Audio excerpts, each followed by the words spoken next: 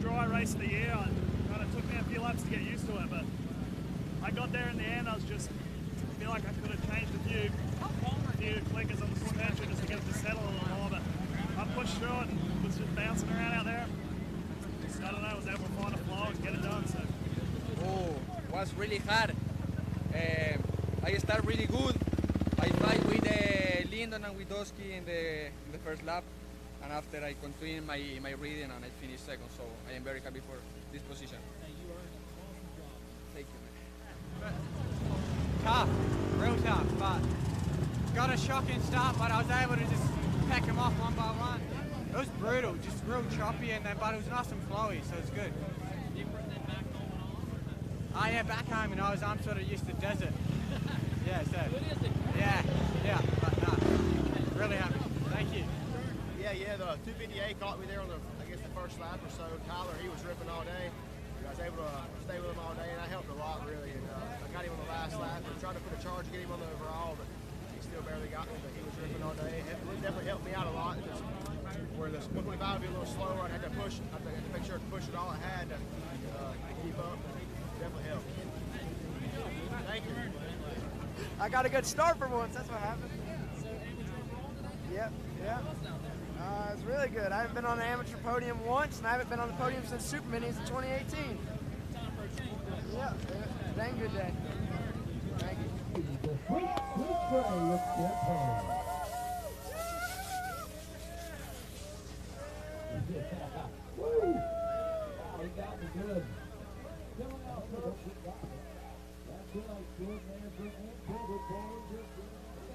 You want some?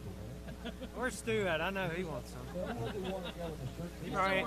He's probably asleep in the woods somewhere with the 12-pack left over.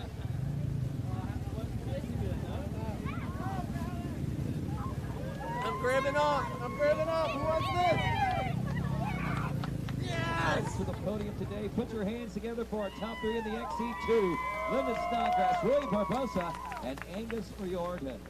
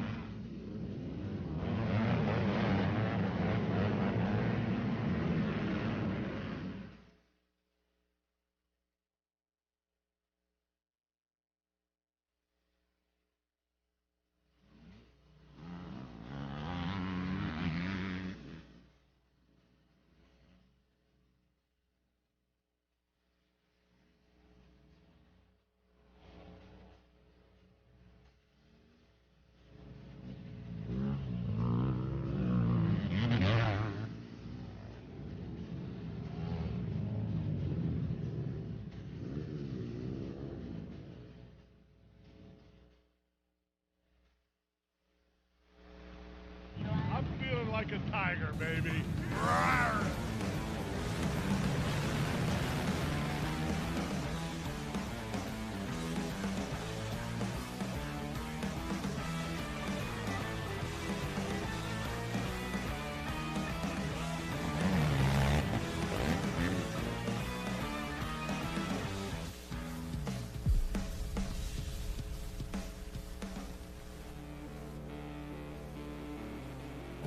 Yeah, I don't want to say what I want to say. I feel good. I pulled a muscle in my back. I'm feeling a top 5. Feeling no camper, but top 5. No camera, but top 5. Okay. That's what I'm thinking. Okay. Is it bad when you get to the point you like start lifting and twisting? You're like, gulp! That was bad. Today, oh, I'm feeling great. Yeah. Just got done biking the track not too long ago. GNCC, you guys did a good job on switching up the tracks. I'm not gonna lie. A little nervous, but biking it, it's amazing. You guys, I was nervous it was gonna be the same as first round. And I think we only run like a half a mile of the same track. So that's a win. You know, I came into round 1 super hyped up for the year, excited. Kind of got mellowed out, you know, first 3 rounds, got 10th place overall. And I'm kind of back to like, man, this is round 1 again. So let's go. I'm feeling that energy.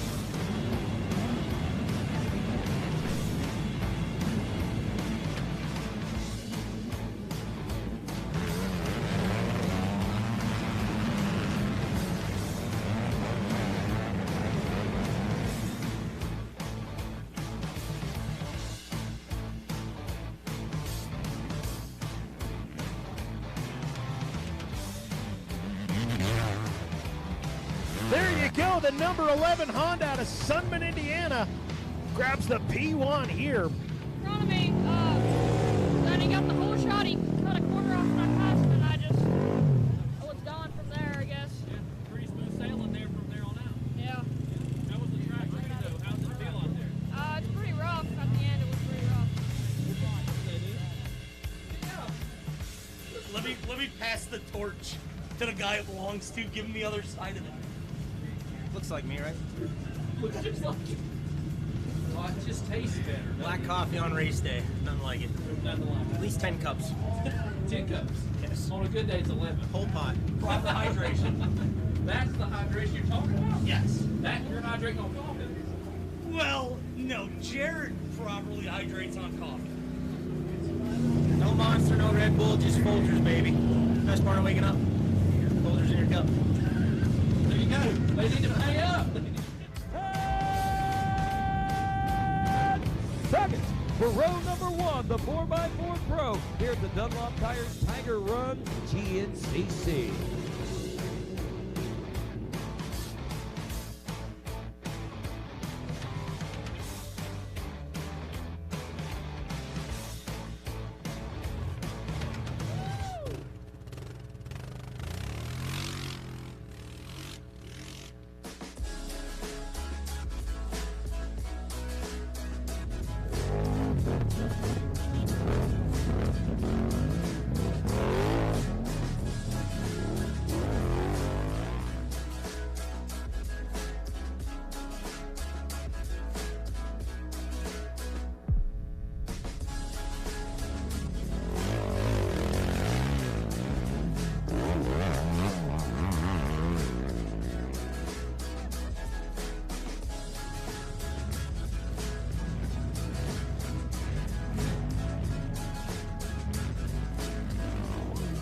Well, it was a lot of fun, man. Rand gave me all he wanted today, all over me all day, hounded me. Dirt's beautiful, beautiful day racing. We had a lot of fun out there. That was pretty gnarly. I mean, me and him, nobody's fault, just how it happened, but we rode all day together, and it was awesome. We had a great time with them, and swapped positions probably 5 or 6 times the whole race, and just a great time. I mean, everybody was cheering us on. We were running bumper to bumper pretty much the entire race, so it was a great time, and can't wait to do it again. It's huge, and that was my first ever WXC hole shot, I think. This is a perfect day then. I mean, you never looked back today. What was clicking for you out there, Kate? Micah, you know, we custom axis, we did some testing, and I think just making the bike work better and knowing and having confidence and going out there and, you know, getting the whole shot is huge because I've been getting shitty starts, but yeah, it's just been, I had the ride. Had the ride. There you go. Congratulations to you. Caitlin Osborne taking P1. Feel good, man. I feel good. I ordered an extra large. We clearly got these from China because it's a Chinese extra large. This ain't no American extra large. XC1 predictions. Honestly, hard to bet against Bryson Neal. He won here in round 1. He's coming off a 3rd place. Rodney and I talked about this on the pre-show.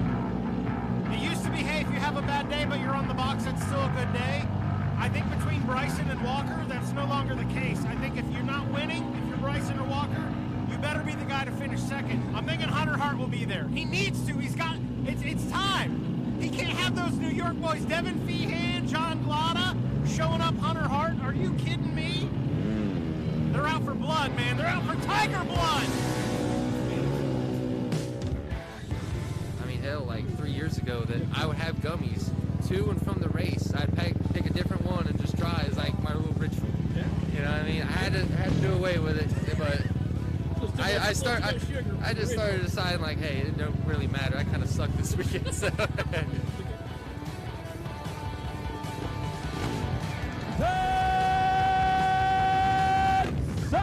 And row number 1, the XC1 Pro will be off and rolling at the Dugout Tiger Run GNCC. I'm ready. You ready? Yeah, I'm ready. All right, here we go, baby. Woo!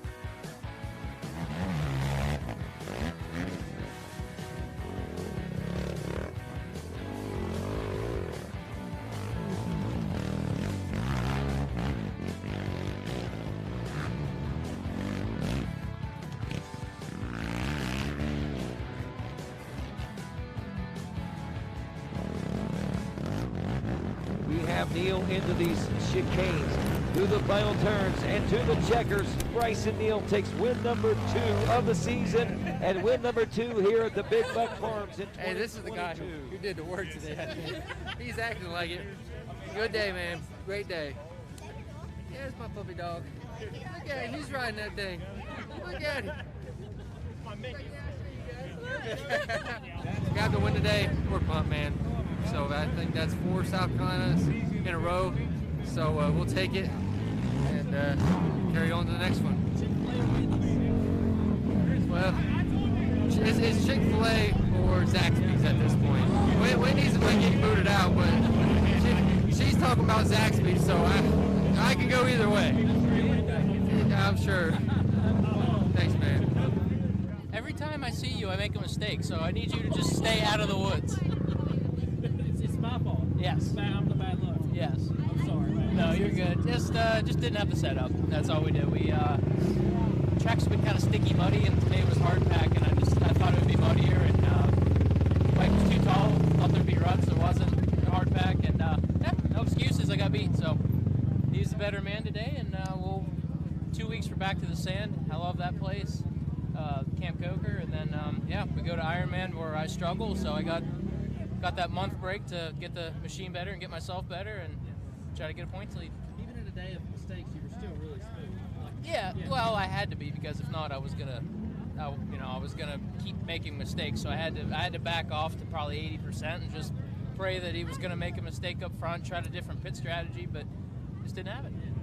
It was good, wish we could have got a start, but it seems like sometimes when we don't get a good start, I don't want to say my better races, but I guess it just lights a fire in me, and he's able to come from the back there. I think I passed about 4 or 5 or 4 guys there the last lap or two, and some of them kind of a little bit got handed to me, but he's at the right spot at the right time with lappers, picked the right lines, and was able to get around those guys and went home after the last race, kind of regrouped, got back to where we needed to be, everything in one place, and it just felt good to be home. And this is kind of where things seem to, in years past, turn around for me. So it's just a matter of, should be uphill from here.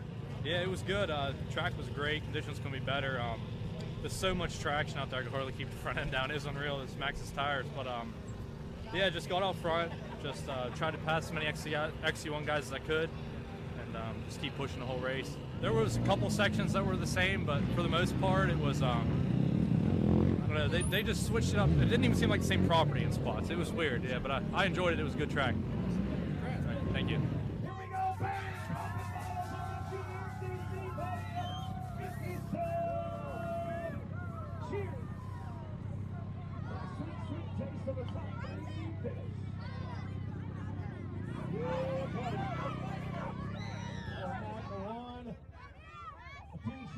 There you go.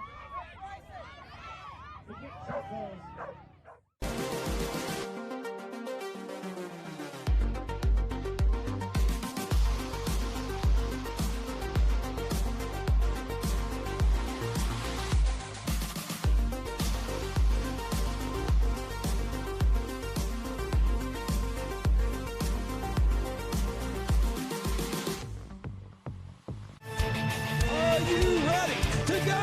GNCC Racing!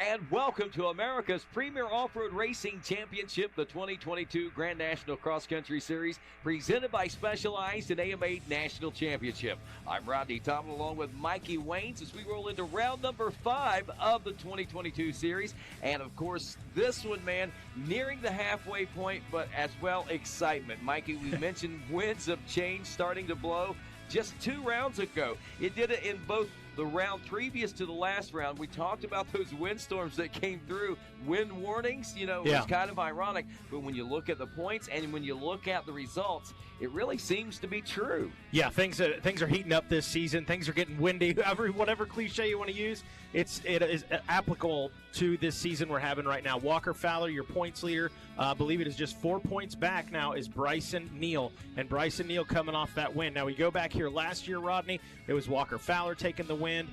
This track is so interesting, Rodney. It is like the melting pot of terrain. There's a little bit of sand, there's a little bit of prime dirt, there's a little bit of clay. It's everything you want. So it's almost an equalizer for these guys. But Walker Fowler's had success here, but I don't know. There's just something special about this year. I feel like we're going to watch, maybe I'm hoping, we watch Bryson Neal and Walker Fowler trade off wins and we bring it down to the last round, but we are in store for a good one. We are. And speaking of those wins to change, when you look at last race and last race results, it's kind of almost reflective of the top 10 in points right now, as a matter of fact. You got, there's, you look at the top 10, there's only about 60, maybe 70%, you could say, are old guard. We've got a lot of new blood up there. You got Bryson Neal, Walker Fowler, and let's see, and I guess you could say Cole Richardson is kind of the old blood, and maybe, obviously Jared McClure. Yeah. Cole Richardson's kind of on the teeter-totter of that, but I'm going to consider him old guard right now. So 60% of that is new guys, new faces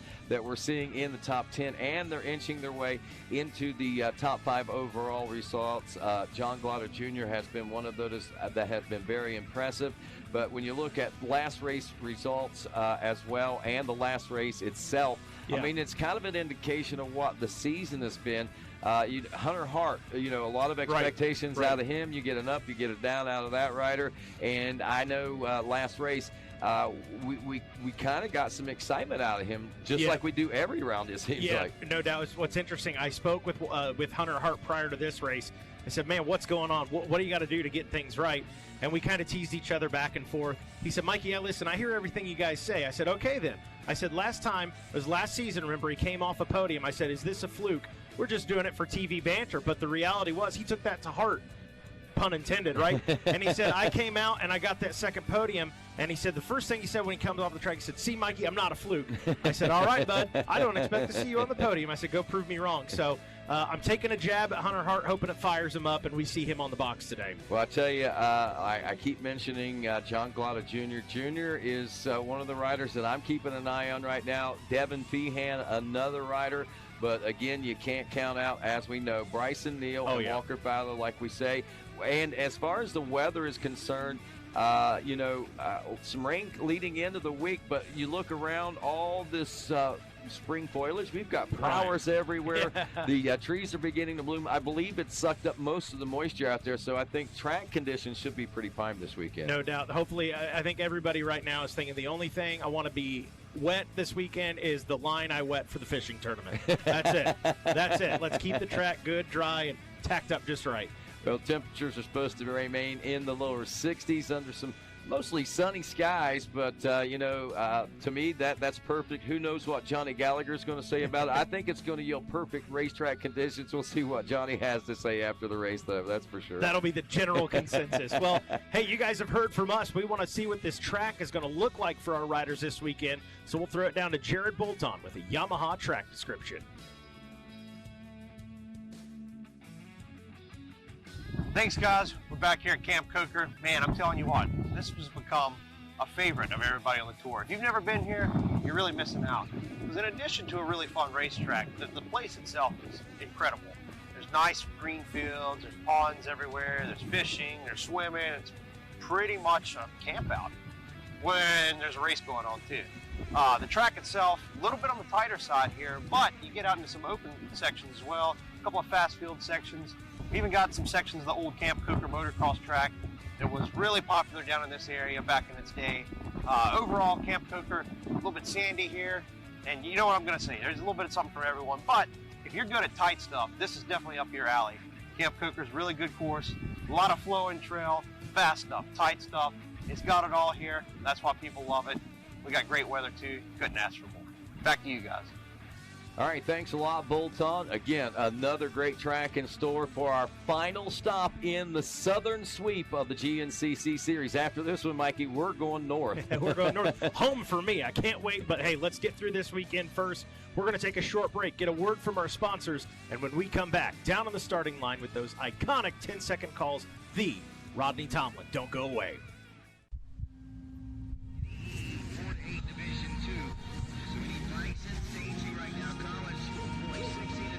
We all have our reasons to accomplish, to work hard.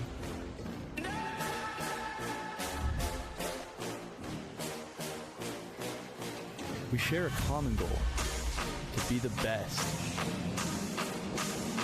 Keep fighting, put in the work, never take the easy way. Your drive and determination fuels our passion.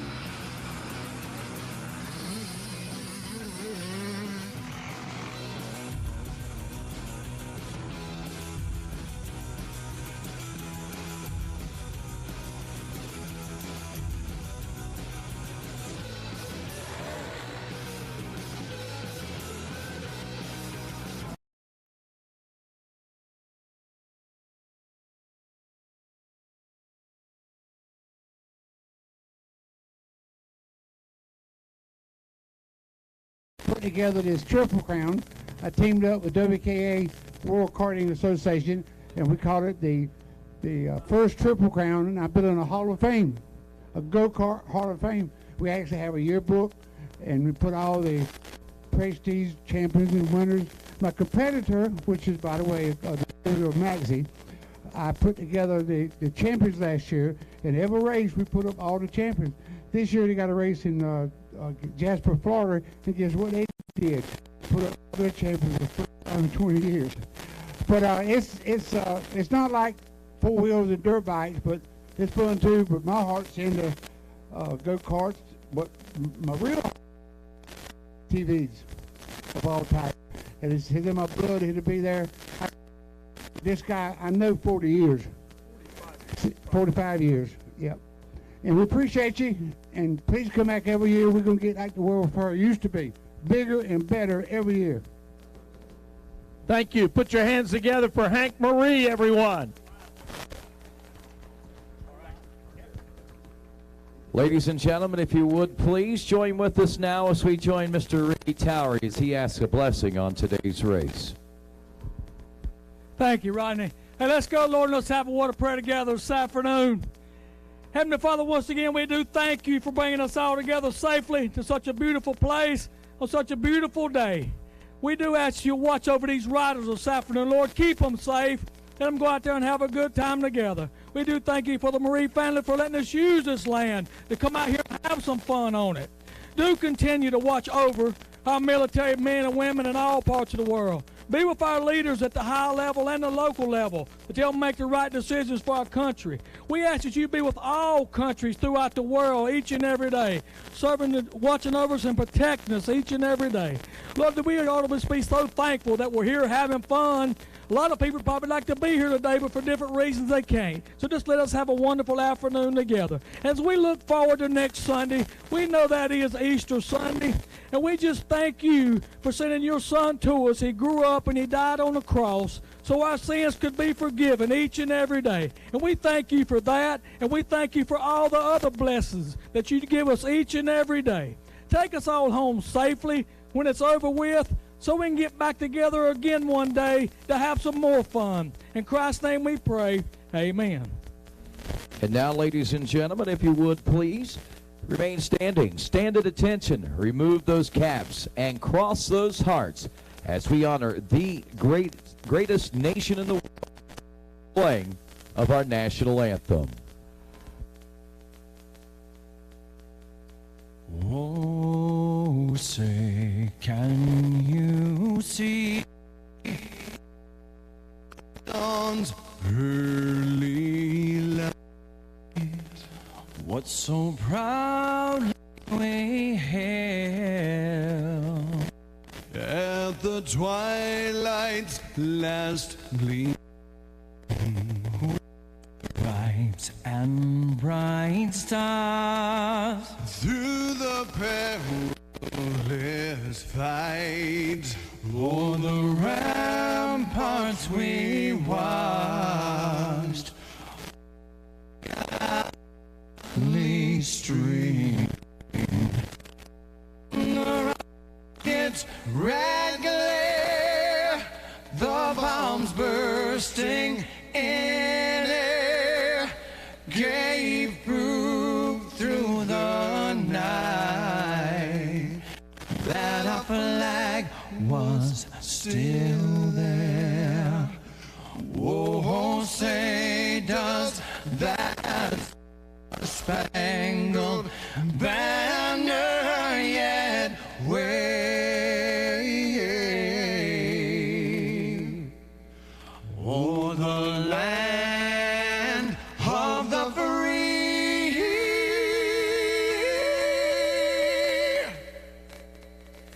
and the home of the brave.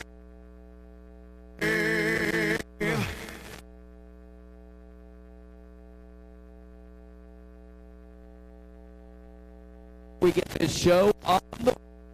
And now, it's time to meet our starting lineup. Our riders coming to the starting line by way of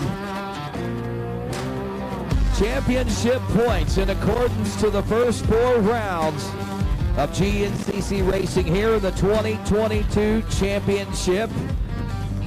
And rolling to the line first today, riding aboard the number 1 from Rogers, Ohio on a WFR GBC Fly Racing factory-backed Yamaha. He's a 7-time GNCC champion, Walker Fowler. His tightest companion and competitor, only 4 points back in the championship race. From Bidwell, Ohio on the 241 Magnus 1 Motorsports Yamaha, Bryson Neal. He is 3rd in points, riding aboard the number 3 from number 7 from Windsor, New York on a GBC Fly Racing 9.2 P&R packed Yamaha, and Feehan. 4th in points, riding aboard the number 733 from Edinburgh, Pennsylvania, the Getter Nissan Kinda Action Off-Road Richardson Racing Yamaha, the Gold Train, Cole Richardson. 5th in points, riding aboard the number 712 from Waxhaw, North Carolina, on the Pierce Performance GBC Tires Fly Racing Yamaha, John Collada Jr. And now, riding aboard the number 3, he is 6th in points from Casca, Pennsylvania, on a JMR GBC Elka Moose Racing Honda, Jared McClure.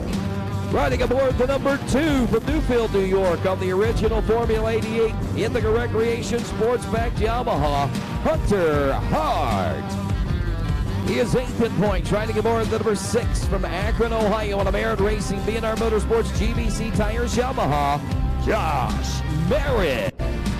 Riding aboard the 521 from Waverly, West Virginia, on an Over Tires Moose Racing Parts Unlimited Honda, the Gator, Adam McGill.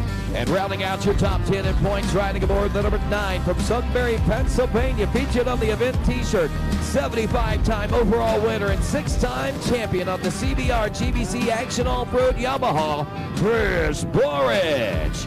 The number 703 from Petersburg, Indiana, Abney Racing Action Off-Road Yamaha of Austin Abney. Riding aboard the number 15 from Aurora, Ohio, GBC and Fly Racing factory-backed Yamaha of Johnny G, Johnny Gallagher. And the number 714, new rookie here in the 2022 season, out of Pittsburgh, Pennsylvania, on the Bulletproof Doors Cinch Graphics Yamaha, Ronnie Rush.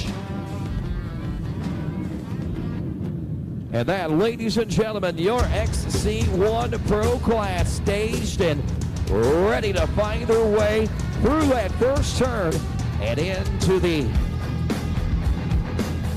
South Carolina soils and terrain to stake their claims and their mark in this final stop of the southern swing of the 2022 GNCC season.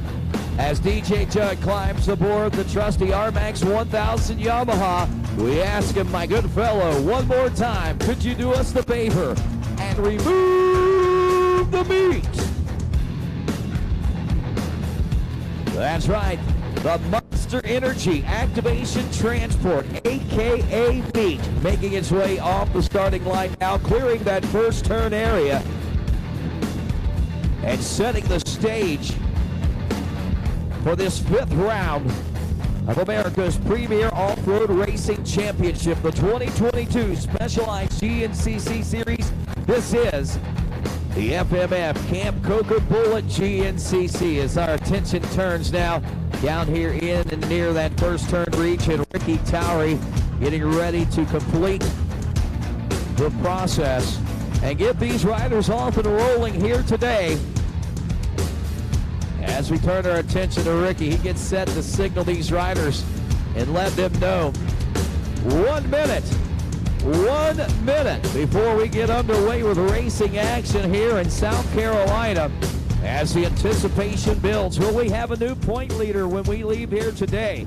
Will we see new faces all around on the podium as the young guns are climbing through the ranks, my friend? Who's it gonna be? As we shut them down, shut them down, shut them down, shut them down. And now less than 30 seconds away from going GNCC racing. I got to ask you, GNCC race fans, are you ready to go GNCC racing? South Carolina, sounds like you might be ready to rock, but I think you're ready to rock louder than that. So I'm going to ask you one more time. Are you ready to go GNCC racing? 10 seconds. And row number 1, the XC1 Pro, will be off and rolling at the FMF Camp Coker Bullet GNCC.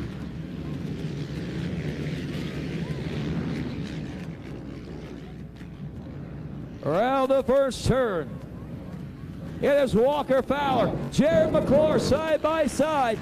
Cole Richardson going to pull up into the number 3 spot to kick things off. But we're going to give Jared McClure the early lead in this one, it looks like. And grabbing that whole shot as we go to the XC2 Pro Am. Jay Shadron, Albert Jadis, Shane McMillan, Grayson Eller, Brandon Owens, Nick Royalty, Daniel Peters. 10 seconds. Wyatt Wilkin, Dylan Walraven, Steve Harrell, and Tanner Walker.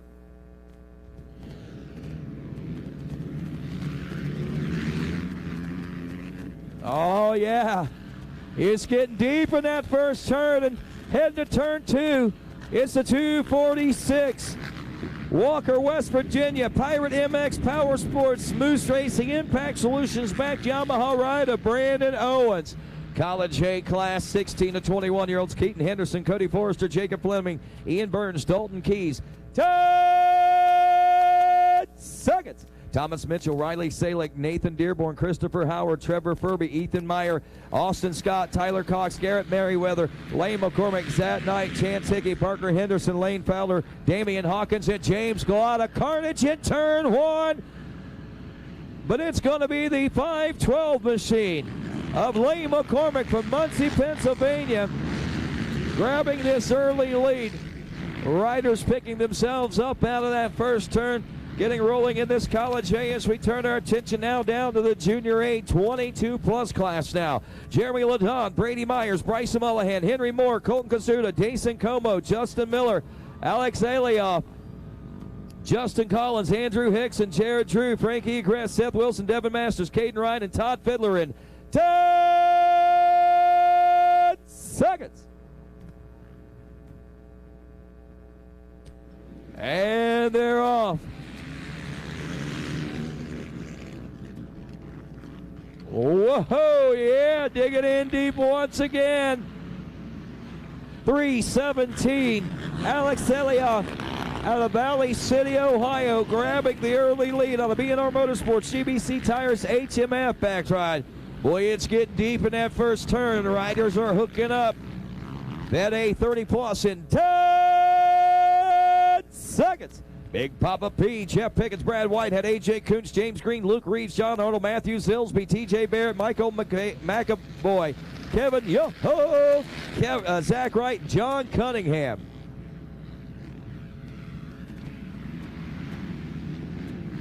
.334, Luke Reeves from Statesville, North Carolina, DeRisi Racing, and Reeves Auto Transport back ride. Senior A 40-plus class coming up next. Zachary Phillips, Dominic Manici, Jeremy Gouchard, Jason Kraft, Chris Conklin, Thomas Gala, Corbin Knox, Brian Shaw, and Ron Varndell in 10 seconds.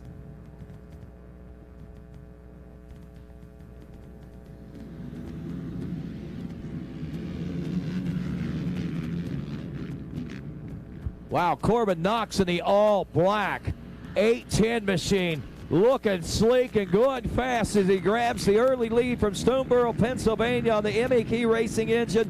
GBC Fly Racing back ride. College B 16 to 21 coming up next. Michael Worth, Denton White, Preston Rapsack, Hunter Godsey, Andre Williams, Connor Brandt, Caden Lambruno. 10 seconds. Alex Goss, Connor Adair, Hayden Hunter, Gavin Temple, Evan Granted, Noah Barovic, Xander White, Owen Burns, Nathan Fravel, Bryson Bellamy, Evan Osborne, Jeremy Coger, Briggs Lazelle, Michael Yadanis, Thomas Croston, Adam Safal, Ryan Mason, Logan Ward. I believe I might have been Ward grabbing that early lead there. Richard Williams, Easton Snyder, Kane Skinner, and Ricky Surgeon.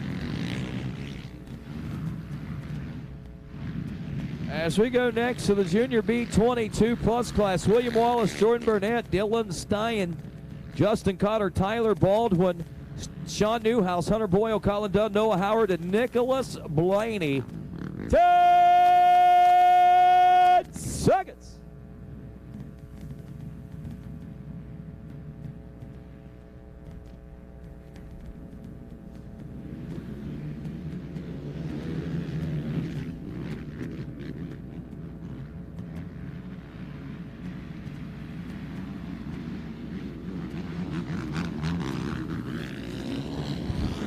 .958, Nick Blaney, just barely out of Dunbar, Pennsylvania, just finally secures that lead as we go to the Vet B30 Plus class now in 10 seconds. David Kite, Taylor Lazelle, Ryan Simmons, Chris Carson, Cody Connor, Derek Hart, Stephen Moore, Corey Pancake, and Robert Henson.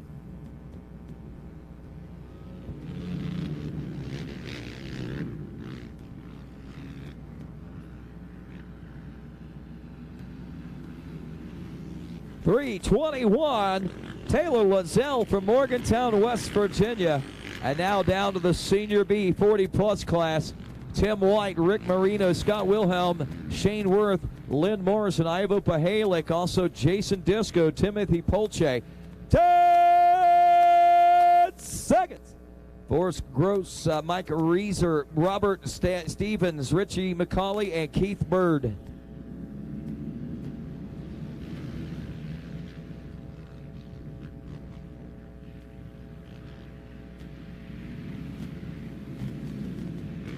.408. Must be a late sign up there, but that's it, my friends. The nearly 150 ATV riders here this afternoon making their way into the South Carolina soils as they begin their final swing through the South here in the 2022 championship season. A few rounds ago, the winds of change began to blow. As they settle down, where will our riders settle and what will it bring as far as today's racing action is concerned? Stick around to find out. GNCC Live continues after this.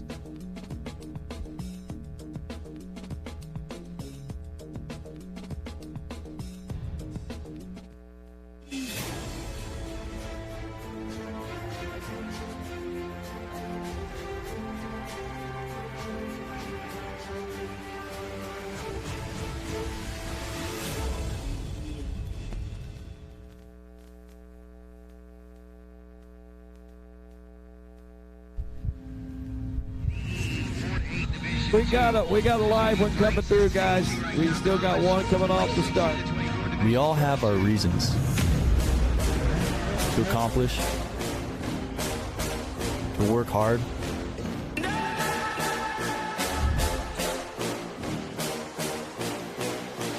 We share a common goal, to be the best. Keep fighting, put in the work, never take the easy way. Your drive and determination fuels our passion.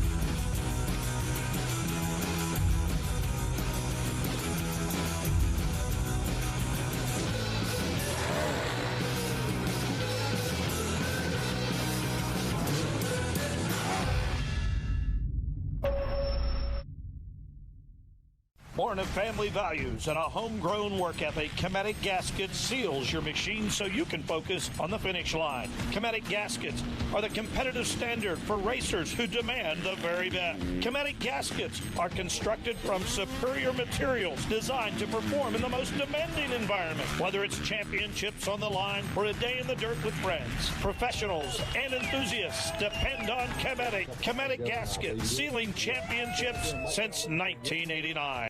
AMSOIL runs on freedom and has since 1972.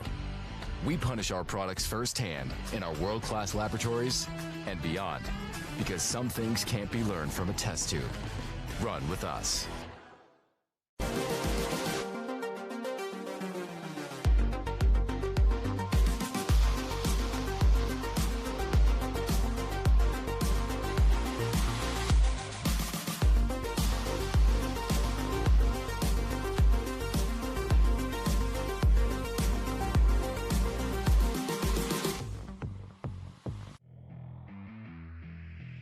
This Racer TV broadcast is brought to you by Specialized. Specialized Turbo e-bikes. It's you, only faster. And by Rocky Mountain ATV MC. Get ready.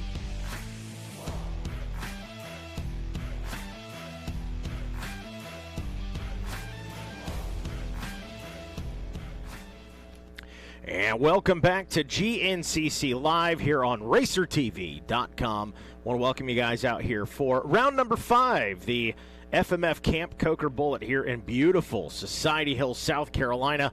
What a facility. This event has grown and grown since every year we come here. And I got to tell you, if you're at home watching, we thank you.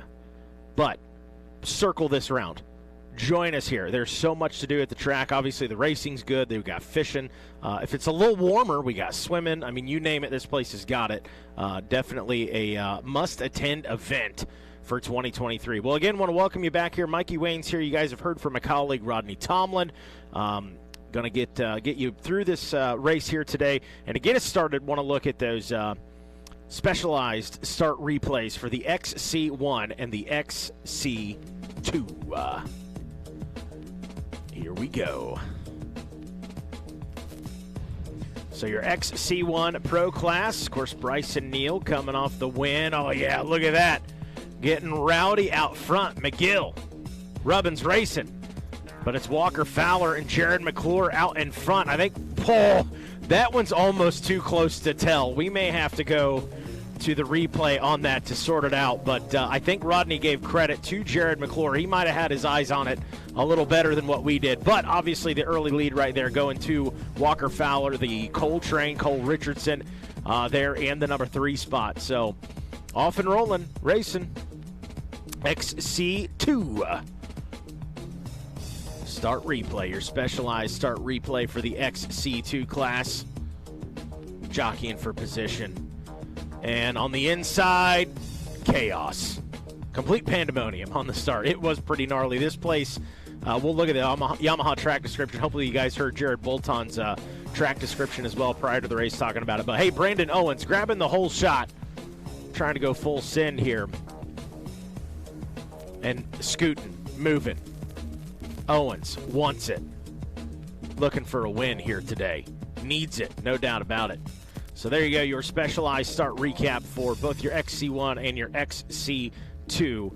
And again, talking about this track, I think we should have pulled up here our Yamaha track description for today. It's kind of interesting. Camp Coker, if you've never been here, kind of call this like the melting pot of terrain. Like it seems like everywhere we race, you combine all those different styles of dirt and terrain and sand, and you throw them in a mixing pot, and that's what you get at Camp Coker. There he is, Walker Fowler out in front. Is it going to be the year? There's Jared McClure in that number 2 spot. McClure in that number 2 position right there, and rolling right along here this afternoon. But again, Bryson Neal and Walker Fowler not trading off wins. I shouldn't say that, but, opening round win going to Bryson Neal. Walker Fowler picking up 2 in a row, and then Bryson Neal winning in round 4. McGill, what's going on there? The Gator out there doing work. So obviously all eyes on your front two guys here as far as the points championship is concerned. But, hey, looking back here, last year it was Walker, it was Richardson second, and it was Adam McGill in third. Jared McClure finished fourth, and just outside of that in the fifth place position was Hunter Hart. So McGill feeling confident today. Kind of put it out there on social media, expects maybe a win, definitely a podium. Talked to him before the race. He's still feeling good. So we'll see if he can make that happen out here. Definitely likes this track and trying to mix it up here. 703 Austin Avenue. But, yeah, it's going to be an interesting race to say the least. Coming into it, Devin Feehan sitting third in points this season, just behind Bryson Neal and Walker Fowler. And then you got Cole Richardson and John Glotta. Is today the day Glotta puts a ride together, maybe puts it on the box? He comes in here with a handful of fifth-place finishes and a fourth, and it's just a matter of time before he can crack off that first XC1 podium finish. And then, of course, Hunter Hart, talked with him a little bit yesterday evening. I was giving him some tough love. How about that? A little tough love. There's a 621. Wyatt Wilkin moving. The XC2 riders coming through now. But gave Hunter Hart a little tough love, all in fun. But I said, hey, last time I was dogging you. I said, you came out the next race and you got to win. You're like, Mikey, see, I told you, I'm not a fluke. I was like, all right, I'm giving you tough love this week because I want to see you back on the box. So we'll see if Hunter Hart can get things turned around here today. He's got that one podium finish this season back in round 3. Ended up second on the day. So Hunter's overdue. He knows he's overdue. Can he get it redialed here today and get things back in the direction we know and expect out of Hunter Hart? So mile marker number 8, our XC1 and XC2 riders rolling through there. Again, Walker Fowler out in front. And things slowly starting to develop here at Camp Coker. Again, this is one of those rounds that, like I said, it's kind of the melting pot of terrain for you. So it gives riders a little bit of everything. Race reports I got from riders this morning, wide open track, room for passing. Nonetheless, we still had some major bottlenecks early this morning in that youth race, but AM race didn't seem to be so much the case.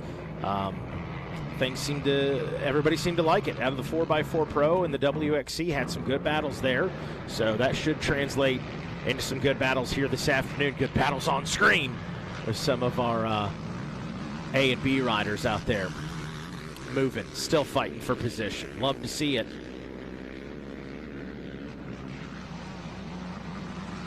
So as we're rolling on here, we'll get our eyes on our leaders here again in just a moment. But again, Walker Fowler out front after that good fight there early in this one. Gonna be a good one. Gonna be a good one here today. Well, Walker Fowler still the 70 wins, career wins, and 5 behind Chris Borich. Chris Borich out there. Can Chris Borich click off maybe win number 76? And make things just a little more difficult for Walker here this season. Walker can certainly make it happen this season. But 4 rounds into it, or 4 rounds completed, I should say, round 5. Getting close to that point where, is he going to hit that 75 mark this year? Plenty of races left to make it happen, or will it extend into 2023?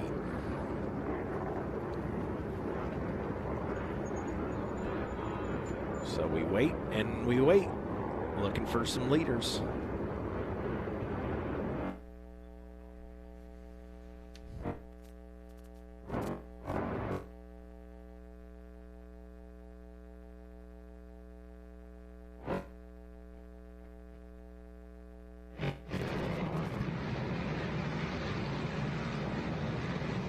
All right, FMF PowerPoint. There is Walker Fowler out in front, and boy, you look behind him. I see nobody. There's Papa Hart out there looking for Hunter. Wow, how about this lead for Walker Fowler early in this one? 10-mile marker here, the FMF PowerPoint. Walker has been through and checked out. Jared McClure still in that number 2 spot, and Jared has got some major company. There's Hunter back in about 5th. Not too far off the pace of those guys, but boy, what a gap. Look at this Yamaha live drone. Going to give you just an idea of the lead Walker Fowler's got right now. My goodness. Walker Fowler stretching this thing out early, and I got to think, man, if you're Bryson Neal right now, you got to be thinking, not good, not good. I got to get around these guys. I need up into that 2 spot, and I got to move. Because you've heard them talk about it. Man, look at the battle for second, 3-way battle. Working the track, looking for opportunity. Cole Richardson going for it. Jared McClure leading the way right there in the 2 spot, working inside, outside, trying to stay out of the dust. Oh, this is good. And there we go for the pass. I believe that's going to be the Cole train moving into the 2 spot. Oh, not quite. Thought we were going to have 2 passes right there. Some different line choices, and that was it. Oh, and he takes him back. So a little split section right there in the trees. So we got back and forth. So things shaping up right here. Rodney Tomlin joining the booth. He just sits back, takes a drink of soda, and says, wow. And your 4th and your 5th place. So this is second, 2nd, 3rd, 4th, and 5th. Another pass coming up. Nope. Not happening. Wow. Faster line right there. Yeah, separation taking place right there. 30-40 second gap is what I just got radioed to me out of the Bin Laden section, they called it. Walker Fowler over the pack of 4 that we're watching, or 5 riders battle it out for that 2nd place position. As we head into mile marker number 4, Monster Mile, there is Walker Fowler now. So we get, actually it's the 11-mile marker, as we get a good visual on that. And we also get a great visual on freight train. Yes. Mercy, I tell you, Mikey, this is certainly some great viewing action once again. I was afraid there might be too many leaves starting to come out on the trees with all the rain and sunshine we've had down here in the past week or so. But look at this. Still about that 30-second gap, but all eyes on this battle for the number 2, 3, and 4 positions, as they are still basically nose to tail heading into this open field section now. We'll see if we can get some changes going on there now. Well, I want to give a real quick shout out. Jeff Harvey was going to join us for the show today. Races in the AM Hardcore. Harvey, a lot of folks out there very familiar with him. Got the show Life Behind the Pros. He just texted me, he said, Mikey, I wanted to be there in the booth with you. I got sick mid-race. I'm already heading home, but I will hit you guys up at the Hoosier. So, Sissy, come on in. Sissy. No, Hardcore definitely a great addition to GNCC Racing. What he does in the Hardcore Harvey shows that he does, of course, behind the pros, just like you said there, Mikey, and it's going to be a great addition to having him help us out here in the booth as well. Look at some of those colors we're starting to see off there. I'm watching great racing and seeing nature at the same time. Look at this. Man, they're trying to thread needles, trying to make things happen, but Mikey, I tell you, they're pushing, but nobody's giving anything right now. Everyone, you know how sometimes you got that, well, you can lead for a little bit. That's not what's going on out here right now. Now, Walker Fowler, I feel like out there trying to make a statement here early. Yeah, he's riding stellar. One thing, cameras don't really do justice. You can get an idea of it as we're almost side by side, 3 wide into some of these turns. This is absolutely beautiful, Rodney. But what is not quite doing it justice is how there's no bottom here. I mean, the ruts, they just keep going and going and going. It was interesting. I heard Jared Bolton talk something about, hey, we go to Big Buck twice. Why don't we come here twice instead? And he's like, there's no way this dirt could handle it. I mean, if we came back a month later, it would be too soon. It's gnarly. And here we go, right into the finish. Yes. So Walker Fowler checking in at a 22:54, a 23:24, so 30 seconds basically off the pace. It's Jared McClure back in the number 2 spot in that torrid battle back there in the 3, 4, and 5 positions going on right now. Cole Richardson, Bryson Neal, Hunter Hart, John Glotta back another 4 seconds in that number 6 spot. Adam McGill is 7th. Chris Borich back in the 8th place position. And here's some fuel for thought. Borich not far out of contention right now at the end of this first lap. As you do the math right now, other than that big gap between Walker and 2nd place position, those guys are all literally pretty tight. About 10-12 seconds separate those 6-7 guys right now. Yeah, things still looking good between that battle. We're just going to call it the battle for second. It's a three-way battle, if not at some points a four-way battle for second, because it's just that tight. McClure still leading the way for him, and then Coltrane in that position right behind him in third. And what is that? That's Neal. Bryson Neal, yeah. Neal back in that number 4 position, be third in this pack of riders that we're looking at. And look at this. Here comes Hunter Hart trying to sneak one in there. Yeah. You know, you got to give it up for Hunter, man. He's going after the juggler right here. He knows that Walker's getting away right now, and he don't want to see that happen. He's trying other lines out there, Mikey, and yeah, you got to give it to him. Yeah, you got to hand it to these guys. Any opportunity they've had where you've got line choices, they're definitely going for it. And amazingly making that time back up in just a matter of a few feet. You got, I mean, Rodney, those are hungry guys right there. I mean, obviously Bryson Neal is in the championship chase for points, but you look at who's up there with him, McClure, Richardson, and Hart. Those are the guys that I think from the outside looking in are like, okay, yeah, those are the contenders. Those are the guys that would challenge Walker Fowler. And maybe this season hasn't gone quite the way we expected it to for some of those guys as far as the consistency is concerned. Right. So right now, I don't think you're going to see any of these guys lay down. And I'm not, hey, you think you're faster than me? All right, you're going to have to earn the pass. I'm not going to, you hear guys sometimes talk about, well, let him by, you know, key off of him for a little bit. I don't think we're going to see that today. Hey, just to give you an idea of what the pace of this first lap is like here, Mikey, Chase Shadron, who has been the last 2 or 3 races consecutively leading at the end of the first lap on time adjustments, is 12th place overall. Turned a 23:54, an exact 1 minute slower lap than what Walker Fowler turned on lap number 1. So that just goes to show you what kind of level Walker Fowler has started this race out on. He does not want to give any inches that will turn into miles by no stretch of the imagination. And I'll tell you right now, he's putting himself in a position to put a pretty big exclamation point on this day as we get ready to head north. This is one of the races that a lot of folks, I think, expected to see Walker do very well at. We talk about him spending all that time in the sands of Florida. Yeah. And I almost have to think this is more like one of those South Florida racetracks and training facilities that he's used to. This almost looks more whooped out and rougher than what our sand race is in Florida down there at the Hog Waller for the Wild Boar GNCC. As it looks like Richardson now trying to put that pressure on McClure for that number 2 spot. All the while, Bryson Neal watching from back there. Where is Hunter Hart? He's not far out of the picture on this one, I don't think. But these 3 are certainly breaking away and beginning their own battle right now.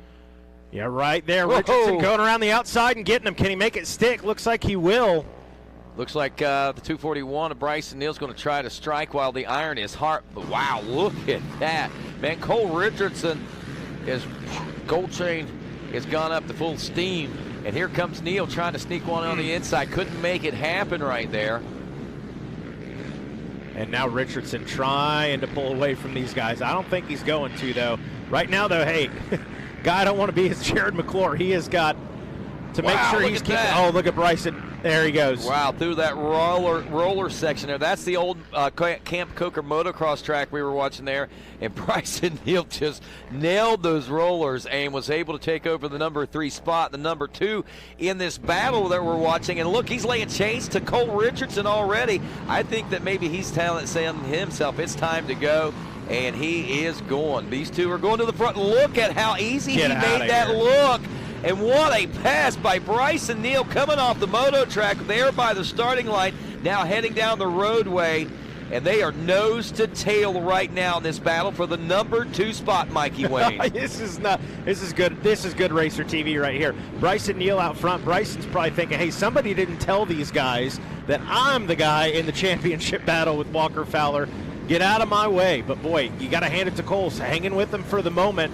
We'll see what Bryson Neal can do with some open track in front of him. And all right, now here I'm sorry. No, you're absolutely right. Now I'm leading into what you're talking about. Can he bridge that gap between me and Walker Fowler? And what I have to wonder at this point, you know, I was talking about the explanation point that Walker's wanting to go out here and put on these guys. He's got a 30+ second lead over this battle for second place position. What happens when now Bryson Neal and Cole Richardson are able to bridge this gap? If they are able to bridge it, what kind of mindset is that going to put in Walker Fowler in at that particular point? And that's where it starts to become the mind games, and that right there is the biggest enemy that I believe that Walker Fowler may have. If he can keep those demons out, he may still be able to keep things going. But when he hears or feels those guys closing that gap, that's whenever we're going to get the true tell of the tape on how this day is going to end up.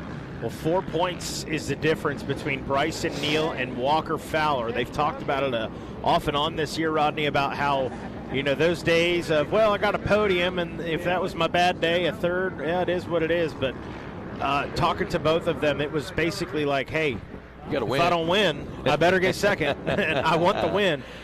So I think maybe you brought up the point of, is the story going to be told of like, hey, the first guy to finish off the box this year, is that going to be the guy that ends up second, which very well could be the reality. It very well could be, and with the level that these guys are riding at, and you can't take anything away, obviously, from the experience, and not only that, but just the consistency of what we've seen Walker Fowler. But he, like everyone else, human. We've seen those tinks in the armor, so to speak. Not necessarily, but, things happened on occasion, and, that could be one of those scenarios. And, what would be the best case scenario, I think, for riders? If one thing was to happen to one rider, is if it happened to both riders.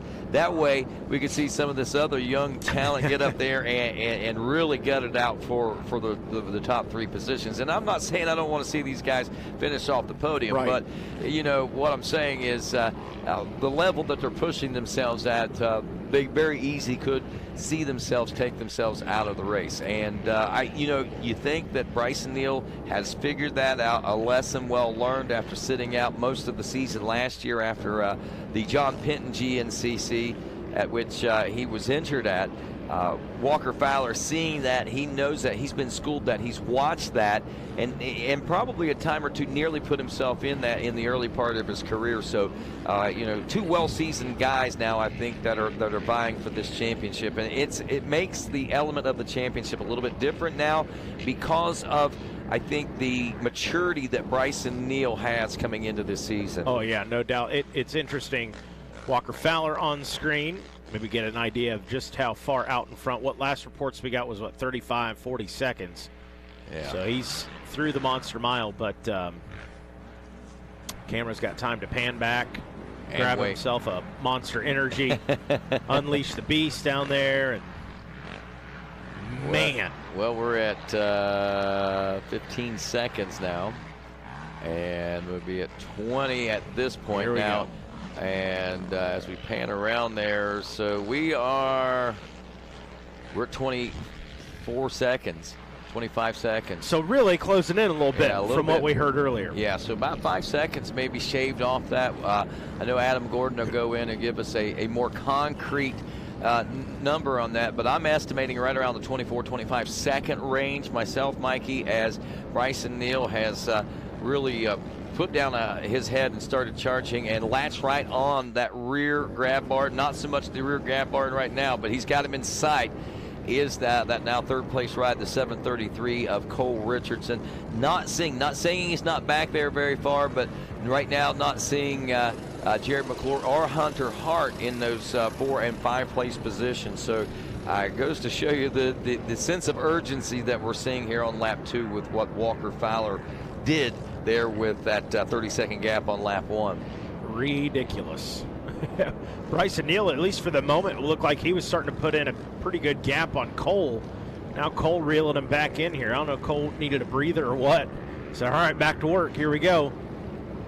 But, yeah, going back to Bryson Neal and the injury in the offseason, and it was interesting to get his perspective of how it, different strokes for different folks, right? I mean, Stu Baylor's like, I got to be at the track. I know I'm hurt. I got to be here. I got to be in the thick of it. I got to be in the know. Bryson kind of took the opposite approach of, I'm going to hang back, I'm going to focus on me, and I'm not even tuning into Racer TV. I can't stand watching it because I'm not out there competing with these guys. And it works for him. And the results have showed it worked for Bryson Neal this year. Whatever he's doing it right. Well, it gave him a chance. He just kind of went back and collected himself, I guess you could say. And you know, like you said, some people work better that way. Others work in a totally different manner, differently. They fuel that fire differently, and certainly Stu Baylor's fires fuel differently than what Bryson Neal's is. But both of them seem to have huge results on the comeback end of it. That's for sure. No doubt. And boy, I think Cole Richardson and Bryson Neal have dropped everybody else.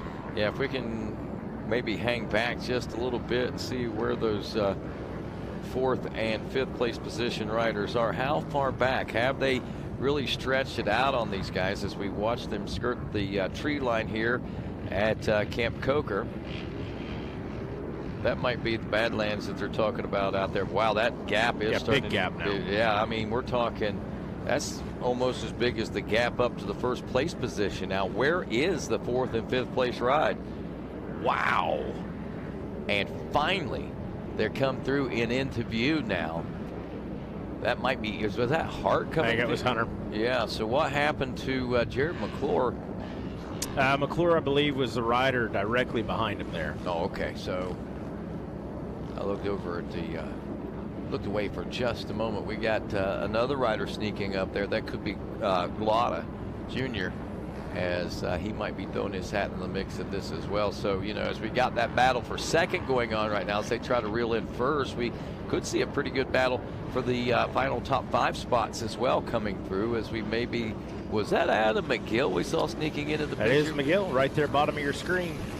So the Gator is well within contention, and that should mean that Chris Borch shouldn't be too far behind the 521 machine right now. Chris Borch, by the way, featured on the event souvenir shirt. And if you're a Chris Borch fan and you didn't make it down, you want to pick up one of the Moto Tees event souvenir, well, all you got to do is log on to mototees.com and you'll be able to order those event souvenir shirts and have it shipped right to your house. I believe that's Glotta going for it. Taking some shots right there, trying. Good to see riders working the track. Looking for some some space. Well, we do see them a little bit more there. A little pine tree action going on. They're getting into the thick of things, Mikey, and it's going to be hard, I believe, for us to watch, but we're going to hang with the Yamaha Racing Live drone to see just what we can capture from these guys, at least for the next few moments. And got to hand it Daniel doing a great job on that that drone, getting down there even a little lower today, just above the pine tops. And that might be it. Our distance is zapped. Our riders are out in the far reaches of the racetrack right now, Mikey, and we await out here near the 8 when we see these riders. Who's going to be out on top? Who's going to be out front? Will Walker Fowler have that 20-30 second gap lead? Will Bryson Neal and the rest of the crew track him down? Stick around to find out. GNCC Live continues from Society Hills, Camp Coker Bullet GNCC, right after this. Why is my mic not turning off?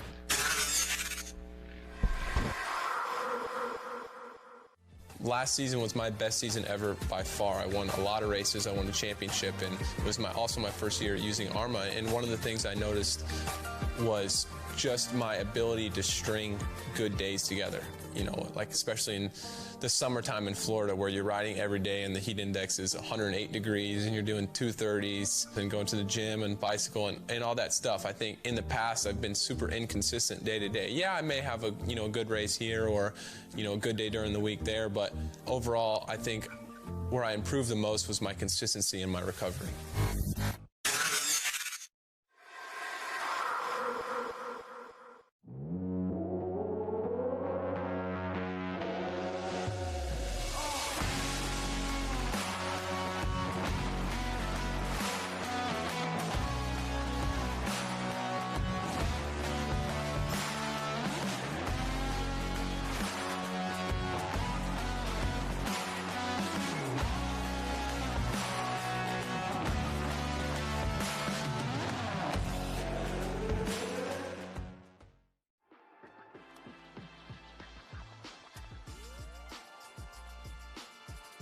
Jared McClure here, XC1 GNCC ATV Pro, coming here to talk to you about AMSOIL, sponsor I picked up this year. They came in a little late, but really happy with the way their products perform.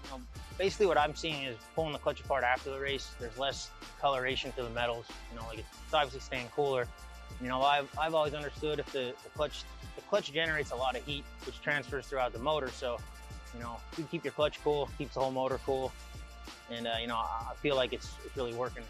And, even after a 2-hour race in these intense conditions, the oil looks perfect. So, real happy with it. And, other than just the ATV oil, they offer, anything you could imagine for dirt bikes, your pit vehicles, anything from snowmobiles, they got you covered, and they also have penetrating oil, brake cleaner, stuff like that. So make sure you get on amsoil.com, check out their website, and join Team AMSOIL.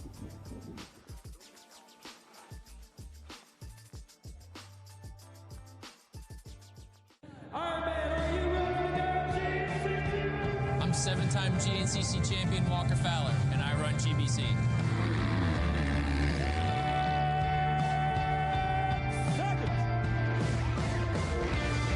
Like a bullet into the first turn, the number 1 with the pink helmet and pink bars. It is Walker Fowler, the 7th.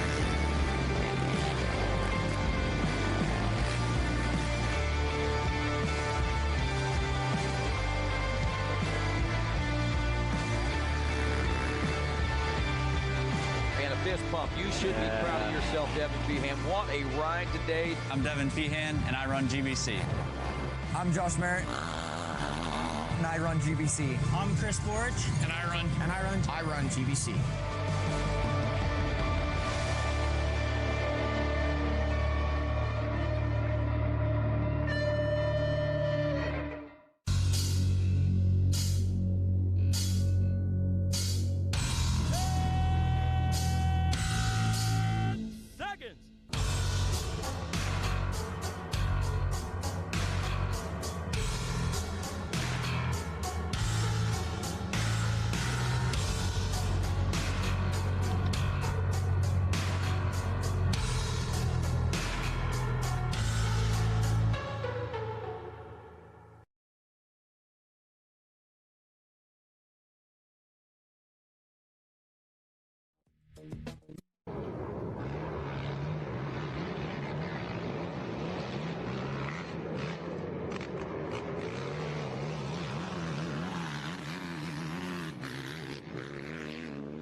This is exactly why he looks like a running scared rabbit right now, because the hounds are on the trail.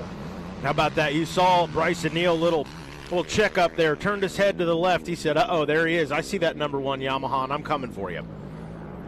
Bryson has also dropped Cole Richardson now, so they have left the rest of the field in the dust. Here comes Richardson finally into sight, and look right behind him right now. So let's go, Hunter.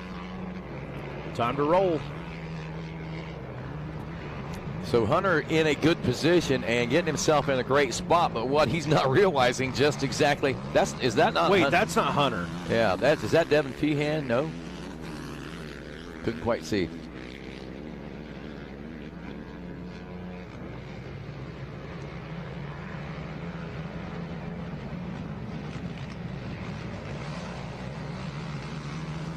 So that looked like McClure maybe going through there. Also seeing the 520. There's the 521. Is that Feehan back there in the back of the pack? So that was Feehan there, about that 9th, 10th place position as they checked through there just a moment ago.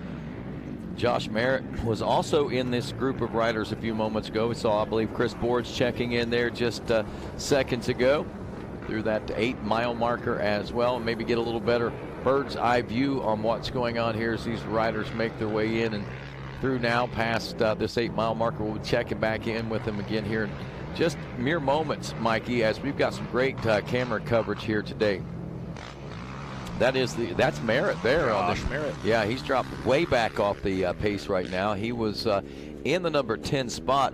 I have to think that's going to lend our XC2 riders, our leader there, Brandon Owens, who got the whole shot, Jay Shadron and Wyatt Wilkin, 11, 12, and 13. They may find themselves some spots in the overall time adjustments in the top 10 here at the end of this lap as our XC2 leaders are making their way into sight now, it looks like.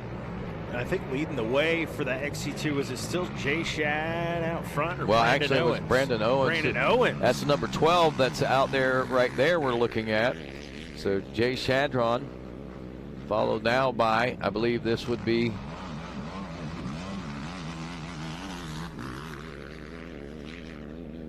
couldn't quite make the number on that one either. Monitor just a little bit squiggly there as they came through. I know that we had in those positions, we had Owens and Shadron running 1 and 2. Wyatt Wilkin, the 621, was back in the number 3 spot. That may have been Owens. Did you see Owens go through just ahead of Shadron, or was that Shadron out front of that? I don't think so. Well, the wind's picking up once again. Yeah, shocker. The story of the season, wind, wind, wind. Yeah, Method Race Wheels banner flying there. We just saw that happening. And I noticed that coming off the start, Mikey, the temperatures are dropping, clouds starting to form, and it is getting a little cooler out there as this day progresses also. It's going to be weird, the fact that we're going to go to Indiana in a few weeks and watch it be hot. Like, what are the odds of that? Could be the hottest race of the year. That would be interesting. Will the leaves, I just got to ask, will the leaves be on the trees when we get to Indiana? Maybe. A few. They're slowly starting to bud. We might be all right.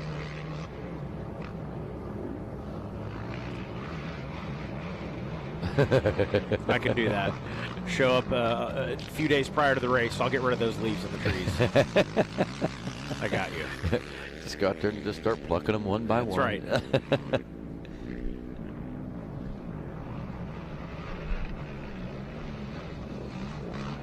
Well, we'll be catching some Yamaha live racing drone action as we work our way through Method Alley right now. Some of our, as we said, XC2 riders we've seen checking in there, and I believe some of the College A riders too.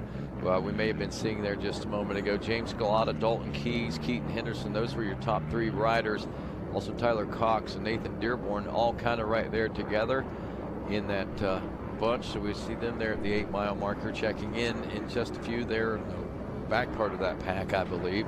Walker Fowler should be checking in the next couple moments according to timing and scoring. And again, you got to talk about relationship of the start line to the finish line, and what we're going to be looking at as we are at the 10-mile marker. FMF PowerPoint now for Walker Fowler as he works his way toward the finish line in the conclusion of lap number 2. And man, I tell you, that gap is less than 15 seconds right now, or right at the 15-second mark. That is less than half of what we saw when these riders checked in, and probably it had opened up a little more than that before I believe that Bryson Neal finally pulled the trigger and was able to make the pass very quickly on both the second and third place riders there. Unless we got into lap traffic, and I don't think we did yet. On the move in the number 2 spot, in the same camera shot, Bryson Neal and Walker Fowler. Yes, they are. And from an aerial drone perspective, that's saying a lot here in GNCC racing. And they are very tightly knit, and we've got some good stuff going on back here for that 3rd and 4th place position as well. Cole Richardson, Hunter Hart, John Claude Jr. Oh, we're back there dicing it out, heading through that first lap and into the second lap. Looks like they've kind of established themselves there. And we'll have a complete rundown of how it's shaping up in just a few moments as these riders. So right now, just watching see if Bryson can catch up with Walker through this section of the track. And you look at that, you say, now, why aren't these guys just railing through this like we see them through normal sections? Yeah, you can see how deep that is through there. Those guys are probably doing well right now, Mikey, to gain traction through that section of the race course. And boy, did Bryson Neal gain some traction through there. It almost looked like he shrank that gap up just a little bit, but Walker right back on the throttle as they head into this next wooded section. Mikey, I don't know where Bryson Neal's making up his time, but it's coming from somewhere. Yeah, no doubt. And I think Walker Fowler is now very physically aware, mentally aware that Bryson Neal's back there lurking.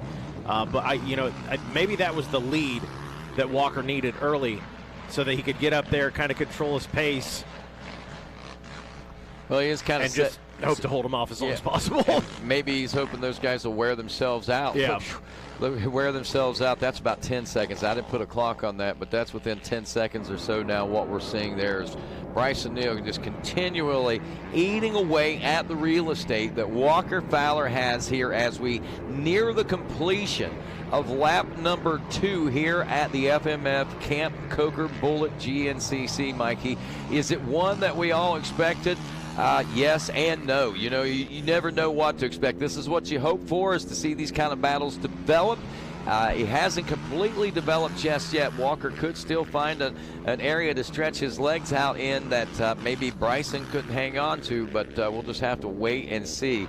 But, you know, as I was saying, you know, there's third and fourth place positions now. That is Cole Richardson, and I believe that is still the number 2, of Hunter Hart there in that number 4 position. He's got those big hand guards, and he's right there with Cole Richardson. They got themselves a good battle going on as our leaders now working their way toward the infield area, and it almost looks like maybe Walker's starting to stretch things back out again. Oh, a good battle right there in front of you. Yeah, Jared McClure.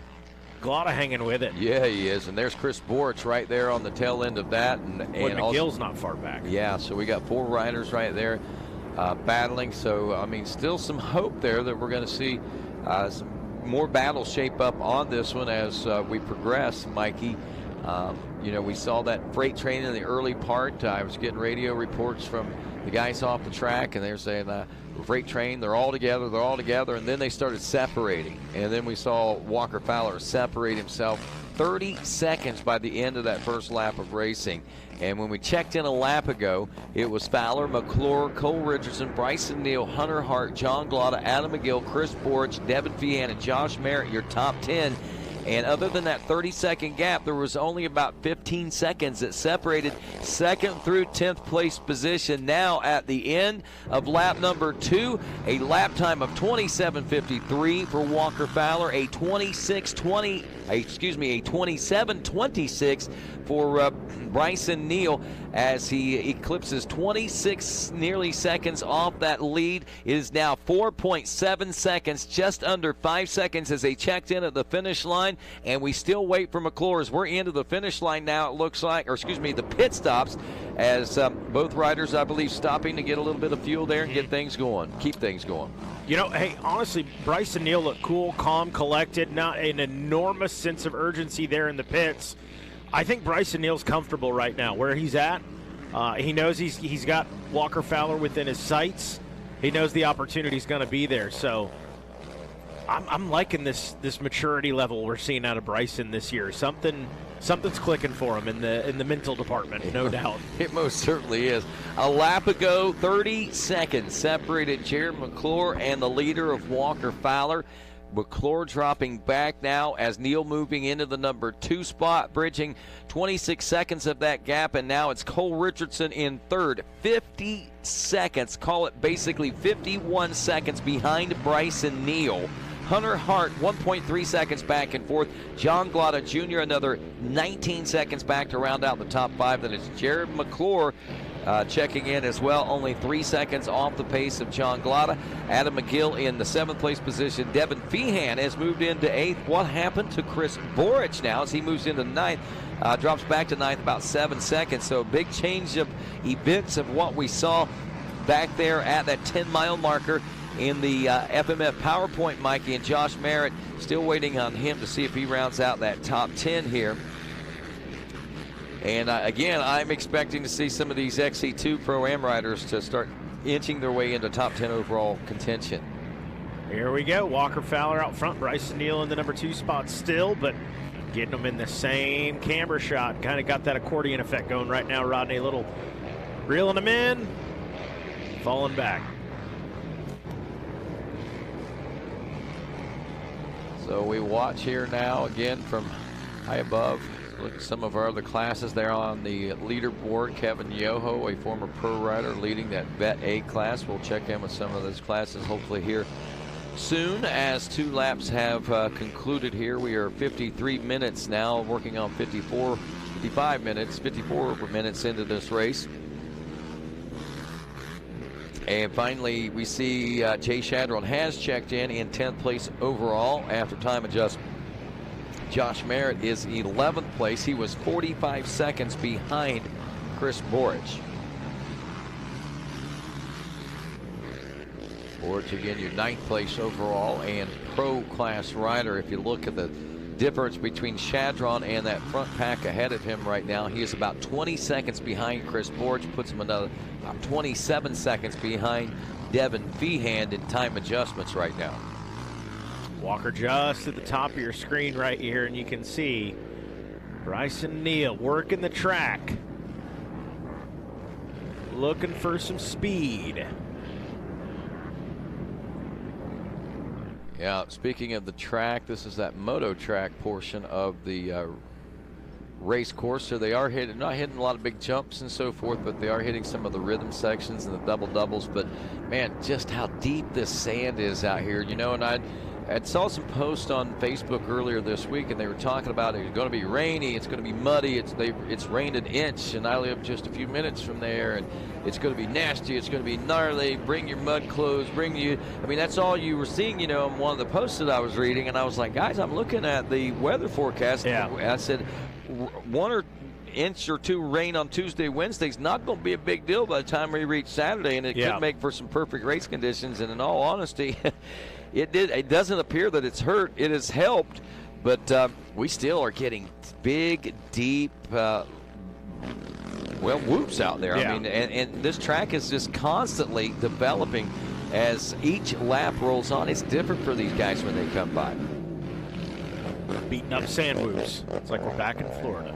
And again, it's a place where Walker Fowler feels at home. That's where he spends the biggest part of the offseason and a big part of the year training down there. Bryson Neal rarely ever going to Florida and even seeing sand, and it is amazing how well he is able to still apply pressure on Walker Fowler and not even training in these conditions like this. Cole Richardson with his hands full with Hunter Hart. Right now, they got their own good battle going on right here. Cole looking good and smooth, and here comes Hunter Hart. And look at that, Hunter Hart threading that needle, made it look easy. Let's see if Cole tries to fire back. Not surprised at this particular moment that Cole might be saying, okay, well, young gun, you want to take the lead, see if you can bridge this gap up, because we're doing nothing but losing time. They're probably about a minute behind Bryson Neal, Walker Fowler now, as they were just over 50 seconds behind at the finish line. John Glotta riding well. Again, he's what has he got? 3 fifth-place finishes, I believe, John Glotta this season. Yeah, and 1 fourth place. I think just a matter of time. There's Adam McGill and Jared McClure back there battling, and there's Devin Feehan. Kind of odd, you know, we're so used to seeing Devin and the boys up there battling in that freight train, kind of so to speak, for those guys, and it's so much different today. Some little freight train effects going on here and there, but not like what we've seen, you know, in the battles. You know, generally, you know, first and second out front of us, that 3rd, 4th, 5th, 6th, 7th, 8th place positions that have really kept us on the edge of our seats the last few rounds of racing, Mikey, and it's not so tight, at least at the moment, but not saying that we're not on the edge of our seats by no stretch of the imagination, because this one's still lending itself to a lot of excitement, as we just saw the pass that Hunter Hart put on Cole Richardson there, and we're watching Bryson Neal bridge that gap. It was 30 seconds down to just under 5, and at times we see it a little tighter than that through these tight wood sections as well. Bryson inching closer and closer, Rodney. All right, Mikey, I guess the big question is he going to be able to make the pass? Do you put you on the spot? I think the way Bryson's rode today, I think he's patient. I think he's waiting. Obviously, if the opportunity's there, he's going to take it. But right now, I don't think Bryson's in a huge rush to push the issue with Walker. Yeah, you know, and he's in the perfect spot. Why does he need to push the issue? Right. And you know, the big question is, will he, if and when he does try to make that press and try to make that pass, are we going to see it take place in an open field section, or do you think we'll see it out here in one of these tight wood sections? I'm going to weigh in on this one right off the bat. I'm going to say any rider that goes head-to-head with Walker Fowler finds himself hard-pressed to make a pass. One of the few riders, well, a couple of few riders that we've seen mount the challenge and make it happen, so to speak. We've seen Devin Feehan do it a little bit. We've seen Hunter Hart do it a little bit. But they haven't been able to really get out there and just walk away from Walker Fowler. This will be interesting to see, because obviously Bryson Neal is running a faster pace, or at least was running a faster pace than what Walker Fowler was. We see it reflective in the lap times themselves of the 27:53 and the 27:26. So basically 26 seconds faster on that lap, 26 and a half or so. And can Walker rise to that? Has he risen to that pace of racing right now? Or, again, Bryson Neal, is he just laying back? Look at that, choosing up different lines. Yeah. Losing a little time in the process. Wonder what the purpose of that is. Is he looking for maybe, is this faster if I get in the situation late in the race? Is it just smoother? Didn't look, I mean, maybe been smoother, but it looked like it took him back just a little bit. Just a friendly observation. How on earth does Bryson Neal still have a water bottle hanging from his mouth right now? I don't know if he got handed that later, but I feel like he's had that in his mouth since the pits. And if that's the case, that in itself is impressive. He's pacing himself, Mike. That's very calculated nutrition throughout the course of the race.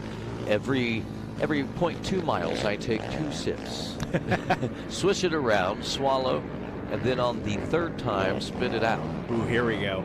Bryson definitely working the track right now, Rodney, looking for some different lines. I think that's what that's all about right now. I don't think even Bryson wants to try to go head-to-head. Now, not saying he won't if the opportunity presents itself, but I don't think he wants to go head-to-head with Walker in an open field section. So what he's going to try to do, in my opinion, is try to find a line out here in one of these tighter wood sections and just slip one through without having to go get physical. Now, these guys have gotten physical in the past. Remember, Walker Fowler last year, was it year before, actually sustaining a concussion after an incident, those guys getting together. And even not only that, but I think even Bryson Neal sustaining some injury from some get-togethers that those two riders have had. So I think in reality, neither one of those riders really want to get together with one another, because it's like a fight. When you get into a fight, everybody hurts in the end, whenever it's all said and done. What is it? Unstoppable force and immovable object that's colliding. Look at the rest of our XC1. That might have been a pass right there. So some changes going on, I think, back there with, Glada and McClure, McGill, Feehan, and Borch, and those guys are switching things up around. We'll try to get a little better look at that and see what their running order is next time we see them. I know we're focusing a lot on Walker Fowler and Bryson Neal. I wonder how many folks, in years past, obviously, with Walker being up front, get tired of hearing about Walker. I wonder how tired people are here about Walker and Bryson, Walker and Bryson, Walker and Bryson, Bryson and Walker. Hey, we got another name in there. That's what's important. And we got a battle. That's right. That's what people want to see. That's why you tune in to RacerTV.com. If you haven't shared this, if you have not shared this to your friends on social media, friends, be sure and do so. RacerTV.com. Take them right there to the YouTube link or wherever it is that you need to take them to. Everybody should share in what we are bearing witness to here today as Walker Fowler and Bryson Neal go head-to-head in the sands of South Carolina in our final stop in our southern swing of the 2022 Grand National Cross Country Championship Series. As Fowler and Neal battle it out for first and second, Cole Richardson, Hunter Hart, John Glada Jr., Jared McClure, Adam McGill, Devin Feehan, and Chris Borch all battle it out for that third place position. Who's going to come out on top of this one? How's it all going to pan out? Will these winds of change pick up once again? Stick around to find out. GNCC Live from the Camp Coker Bullet GNCC continues after this.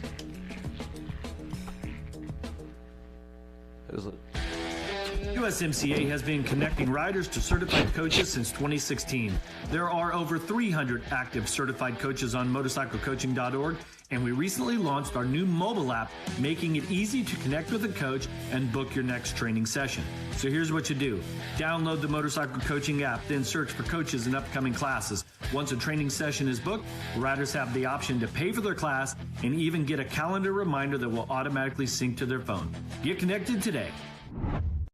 Even when you're the best, you never stop striving to be better. With over 40 years of experience in motorcycle sales and service, we know racing. Our inventory of Yamaha motorcycles, sport bikes, dirt bikes, ATVs, and side-by-sides is extensive and constantly changing. Stop by LoJack Cycle Sales today in Tarentum, Pennsylvania, and visit our online inventory at www.lojacks.com. Yamaha YZs. It's why we ride. How would you like to go to a school where we take into consideration how students learn best? Well, we do that because we find if we can build the curriculum around the things you are interested in, you're going to do a better job. The mission at On Track School is that educational success is possible while chasing your dreams. Not only will our staff help students to achieve success, they will cheer you on to the finish line. We encourage you to check out On Track School at ontrackschool.com, where we can help you chase your dreams and still get a quality education. OnTrackSchool.com. Check it out. Brown's RV Superstore is family owned and operated and stake their reputation on offering you the finest RVs available in their McBee, South Carolina RV dealership. Brown's RV Superstore carries motorhomes, fifth wheels, travel trailers, and toy haulers, and keep a huge inventory of new and used RVs in stock for you to choose from. They offer top dollar for your RV trade-in and help you get the RV financing you need. As a part of the GNCC family, Brown's RV Superstore, in partnership with Vengeance Toy Haulers, offers sponsorship packages for every level of racer with discounts and continued savings on your new toy hauler. Brown's RV Superstore has dedicated themselves to complete customer satisfaction, specializing in providing a positive start to your RV adventure. They look forward to customers coming back to share their tales from the road. Call Brown's RV Superstore today at 877-805-3658 or visit their website at brownsrvsuperstore.com, where family fun begins.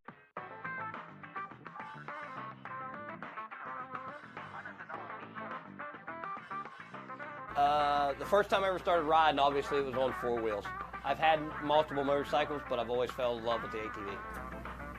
First time on an ATV, it was on a utility quad that we had at the house. And we were only allowed to go on a specific trail that was close to the house. So I remember that, and then my first time on an actual sport ATV, I couldn't unload it off the trailer because I didn't know how to use the clutch. So I remember that as well. First time I can remember being on an ATV, I was probably 4, down behind the house, and I wrecked. I would say one thing about me that's probably annoying is that I come off really full gas every time anybody would meet me. So anytime you see me, you either love me or hate me. So I'm a full gas right from the start. I can tell you one thing, what you see is what you get. One thing people probably misunderstand about me is just because I'm quiet, I don't know, maybe that means that that I like to keep to myself, but I don't know, I'm pretty easygoing and easy to get along with, so.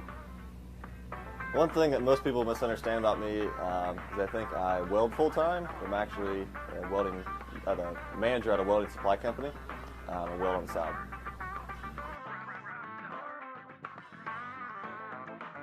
If I have one guilty pleasure, I am a junk food fanatic. I am a fat kid at heart, and I love nothing but just garbage food. Guilty pleasure, I'd say anything like desserts and stuff. I don't know. I would say that's it. My guilty pleasure would be probably pop. Touch on pop. Is it pop or soda? Oh, it's pop. Around Indiana, it's pop. You say soda, you're kicked out. And my words to live by are, if you do what you've always done, you get what you've always got. Words to live by, I think one that comes to my mind is you have more to give. That's something that, I don't know, just kind of right off the top of my head. Some words to live by is a quote I heard a couple years ago, and it says, when you want to succeed as bad as you want to breathe, then you'll be successful.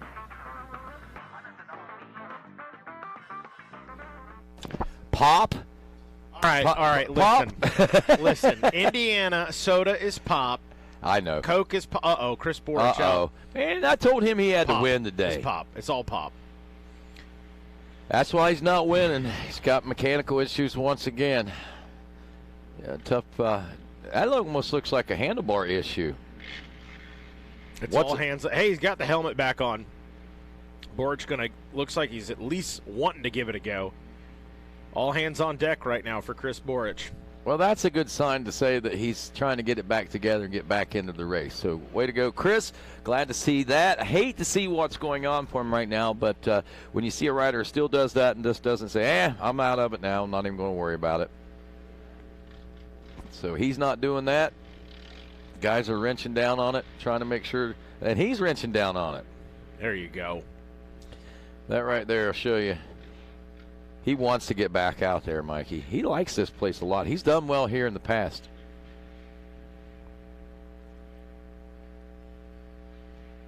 Man, you got to wonder what goes through these guys' mind, and the time, as long as it takes, has to seem probably four times longer than what it is. At the 8-mile marker, there's no change out here.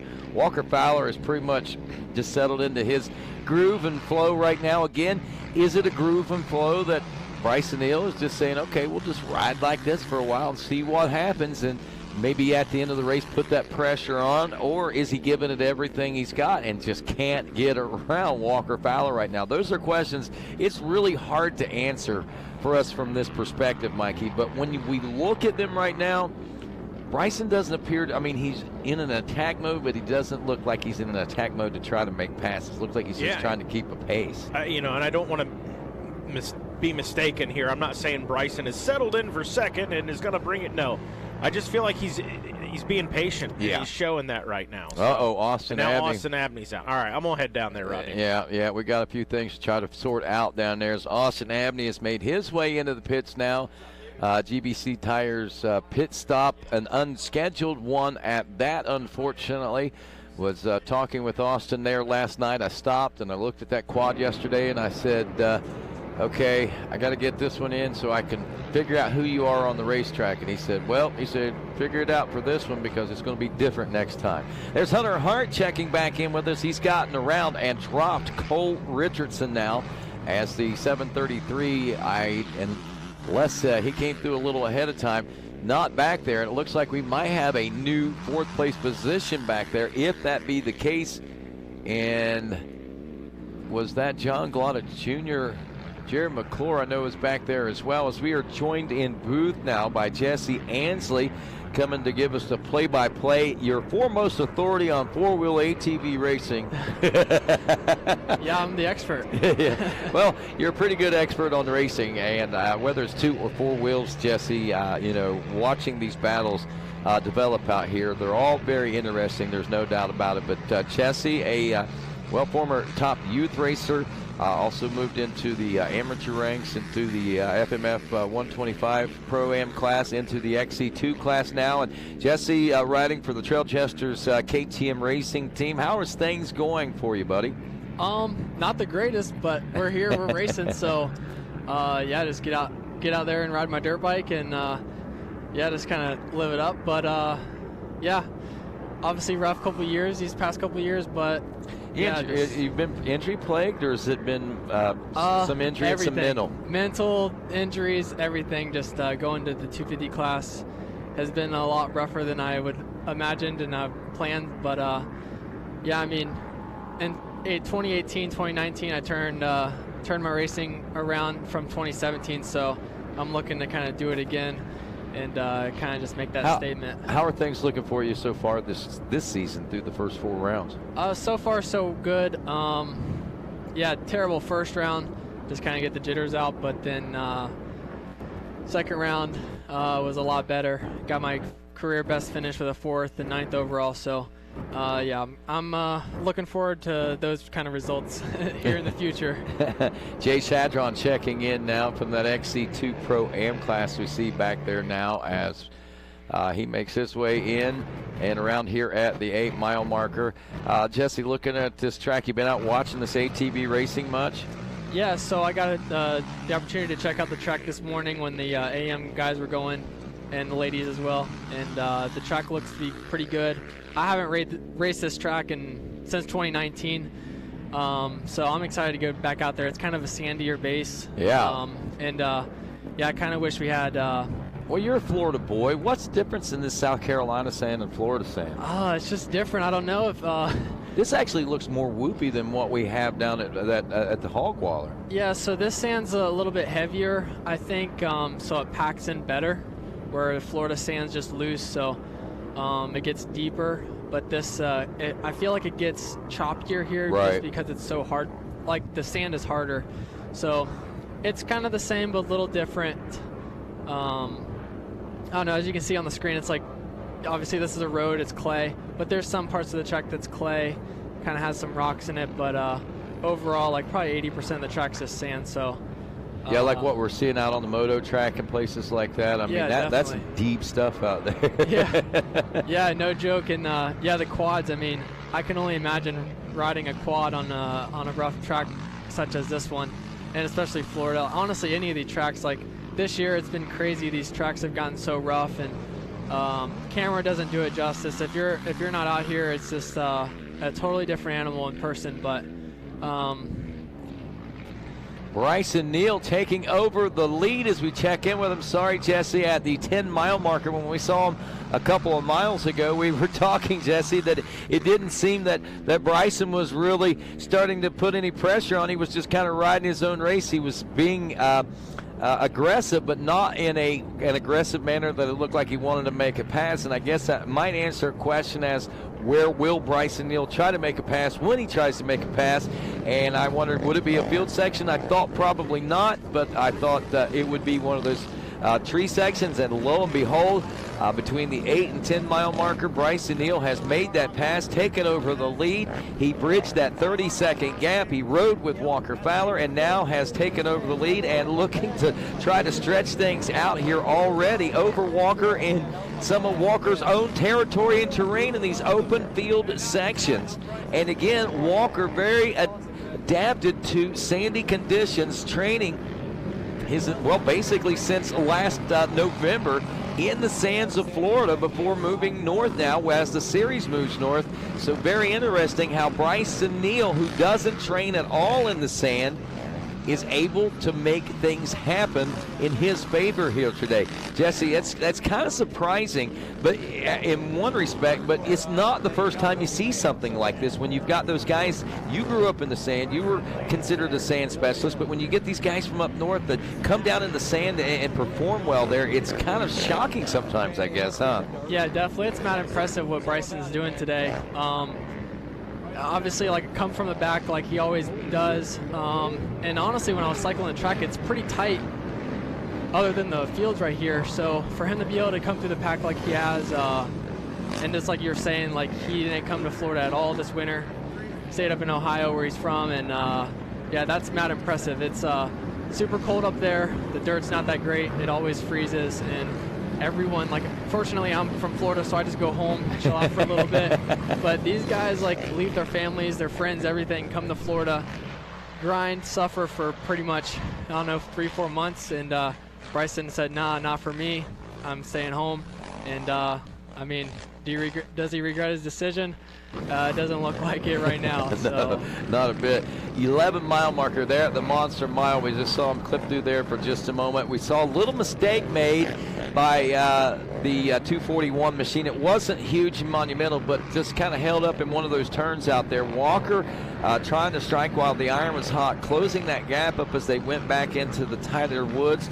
Bryson again trying to stretch things out. Looked like he might have it, but as we go back into this wood section again, man, Walker Fowler really attacking hard coming into that section and closing that gap back up. Got himself in position, goes up side by side, split lines. Who's going to come out on top of this one? Oh. Walker Fowler threads the needle and makes the pass.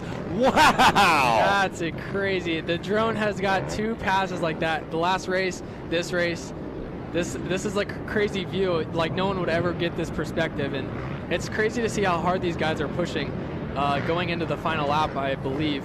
Yeah, it's just crazy. These guys are just These guys are the best of the business, so it's cool to watch. No doubt. They're closing in on the finish line, and like you said, Jesse, I believe we'll probably be seeing a white flag this next time around. Walker Fowler, man, that pass was made with some authorities. They hit that open section now, and he's starting to stretch things back out. We saw Mikey Waynes down in the pits there with Austin Abney for a few moments. We're going to check in with you there, Mikey. Stand by. But, man, what a big change of affair we had going on there as these riders are now approaching some lap traffic here in this, I believe we're still in the, now this is not the motocross track. We're on the outskirts of the Woodlines right now, but it's almost just exactly that. Let's see what happens as these riders work their way through this lap traffic. There goes Walker. He's getting through. Bryson's getting, wow, they all just pulled out of the way right there for him as they wrap up lap number 3, nearly nose to tail. Walker Fowler and Bryson Neal now have 3 laps in, 28-27 and 28-23. The gap 1.47. Mikey Wayne standing by in VP Fuels Pro Row.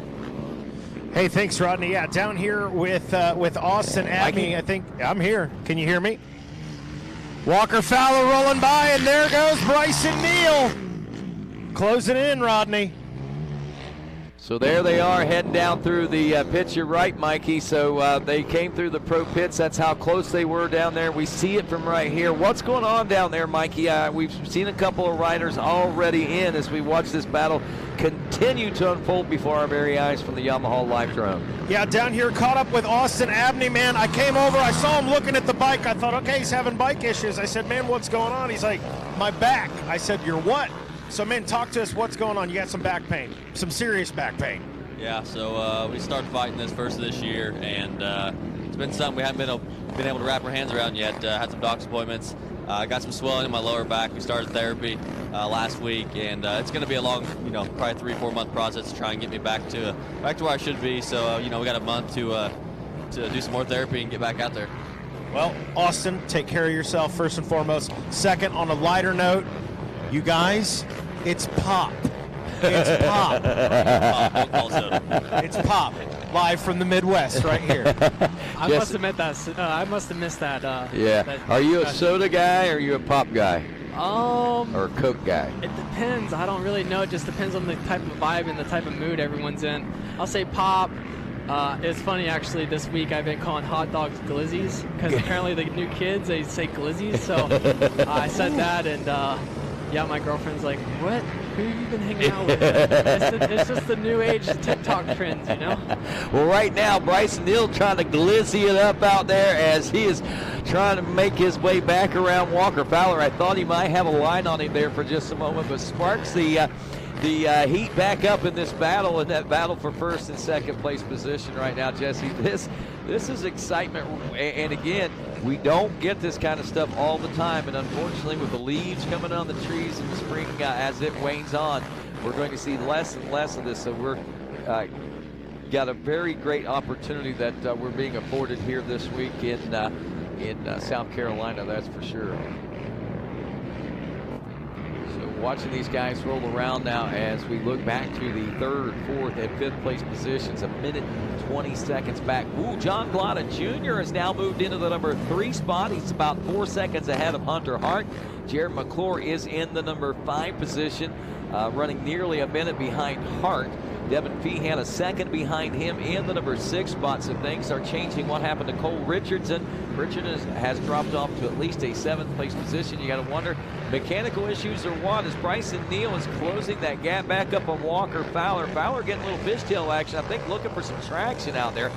Nearly cost him a pass right there. Yeah, definitely. I think Walker's, obviously he's trying to take the fast line, but he's a vet. He's like trying to find that smooth line, and he knows exactly how far he has from Bryson, and yeah, he's obviously, you can tell he's trying to sprint, make sure he can't get around in this moto track, take a breather in the woods, and then go hard at it. But yeah, it's going to be an interesting last lap for these two. It seems like it's been coming down to this every race so far, unless someone has an issue. But yeah, well, I mean, how impressed are you these two Woods guys on ATVs and their talents on the motor track as they run in through some of these rhythm sections and things out here? Honestly, not surprised at all. Honestly, the off-road guys will get down on moto. Like moto guys underestimate us.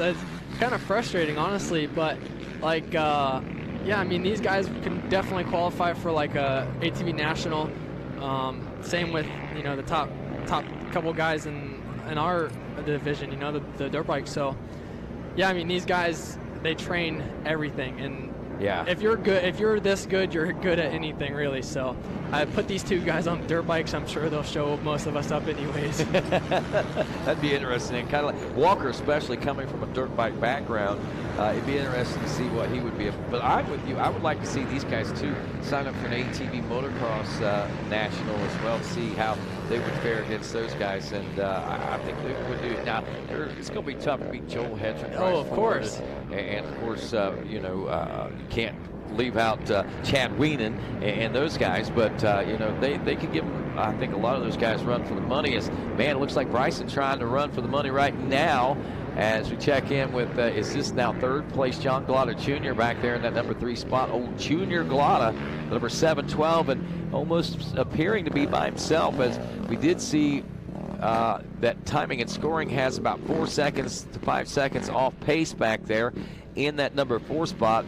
Hunter Hart on the number 2 machine. But John Glotta is one of these riders, one of the young up-and-comers, Jesse, that I've been watching for the last season and a half or better. I knew it was just going to take a matter of time. We saw a couple of near breakout rides for that rider last year, but I think today and what we've seen so far this year with the consistency of his getting stronger and stronger finishes, and I've been saying top 5s consistently are going to lead to podium positions for this rider, and we may be looking at that scenario developing right here before our very eyes, as we may be seeing another pass about to develop right now too. Yeah, that's what we're looking for. The split line opens up, and obviously Bryson's going to go for it as much as he can. So like you can see, that's pretty tight in there. The lapper obviously doesn't know where to go, and that's probably the one thing that I would be frustrated racing quads is you can't really get in there and bump them around if you need to. You kind of just have to play the patient game and push them off the track or whatever. But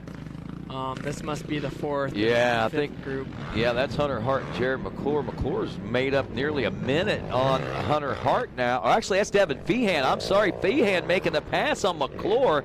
That's the battle for 5th. So Devin Feehan now moving into the number 5 spot as he makes the pass on the sneaky stake now.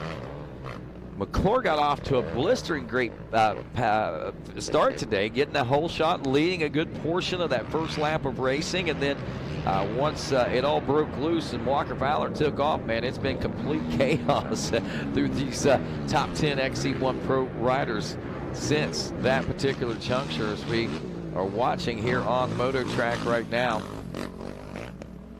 Devin Feehan working his way through this motocross portion, trying to get through some of the lap traffic also, and not sure, it almost looked like another red number plate. Yeah, it looked like Adam McGill up there. Yeah, that's what I was thinking. McGill might have made a pass or two up there and gotten around. We didn't see him go by there, Jesse, if that's the case. Sorry, Adam, if we missed you, but man, these things, there's so many changes that take place in these so it is McGill right in front of Feehan. You're at good catch there, Jesse. And I told Adam, man, you got your back's against the wall, buddy. These young guns are coming, and you vets are getting pushed out. Said it ain't gonna be long. You're not even gonna be part of the top 10. You better do something. And I think he's trying to make it happen today, Jesse. Yeah, don't get him fired up. Don't get Adam fired up at all. I've learned my lesson. 2018. Yeah, I was talking a bunch of smack to him, and I was only like 10 minutes down the road from him at one point, and oh yeah, he showed me up. He made me suffer at his house a couple days a week, and yeah, he's, like you said, he's the vet, and he's been out here doing it a long time, so he kind of knows that racecraft, especially the last lap. It's just, the race is the race, but the last lap is a completely separate situation, and yeah, the more you race and the more you have laps under your belt and you can make those moves. I mean, Chris Porch used to be the best at them, and then now we're kind of looking at Bryson Neal doing the same thing, kind of repeating that, where he's coming from the back and making his moves on the last lap. So yeah, it's funny how you pick up on that.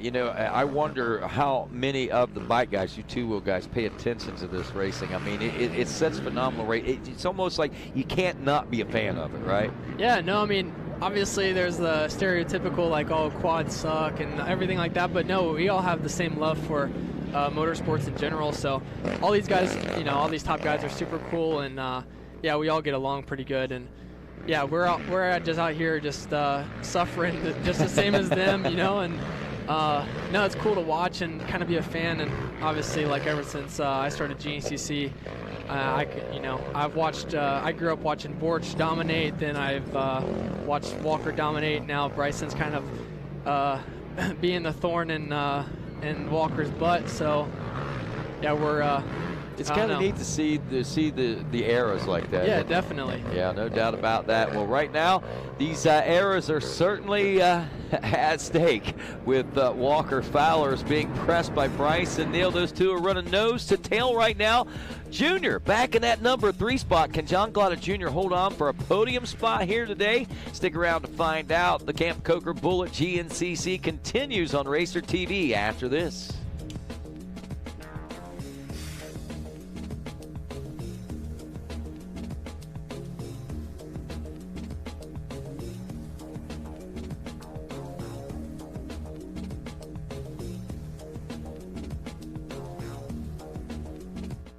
Excited to go home once.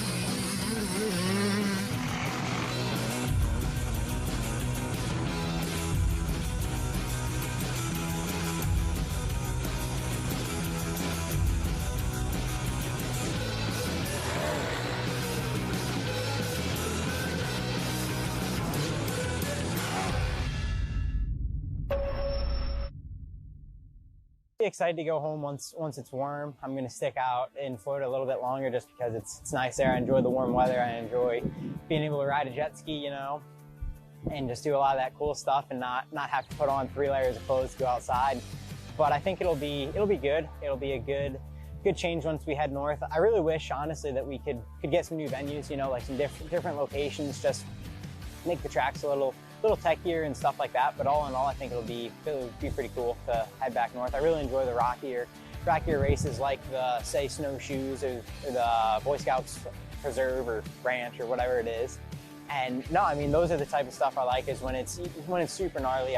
You know, when it's pretty mellow and bland, there's nothing too exciting about it. But if you can throw in some cool stuff like some big features, you know, like big rock gardens, or when it's a mudder, because then it's just not who can point and go. It's where it takes in some consideration to go fast. Yeah, I mean, I'm up north now, so that's where I'm riding, and just going to take it race by race and put my best foot forward.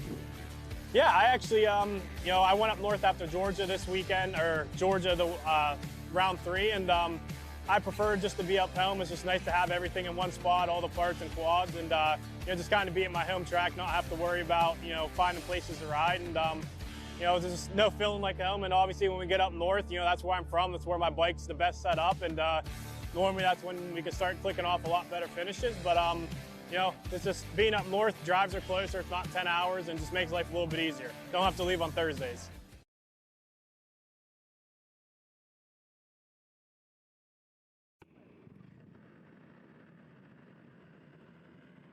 Day here in South Carolina as we got up and rolling in this one. All your expected fan favorites up front, and of course Chris Borch getting off to a great start on that one that day, but it was the number 1 of Walker Fowler moving into the early lead, but Borch holding very close to that early part of the race back there. Jared McClure, Cole Richardson, and all your riders that you expect to be thorns in the sign making it happen. We saw Hunter Hart and Adam McGill also making some things happen out there, but Walker Fowler was able to work himself into the number 1 position. It was Bryson Neal, whom in the early part of this race was a big factor and was running in that number 2 position as he battled back there for that number 3 of Richardson. And, of course, as the race wore on, it looked like that, hey, this might be another big day for the number 2, Bryson Neal. Is he going to be able to reel in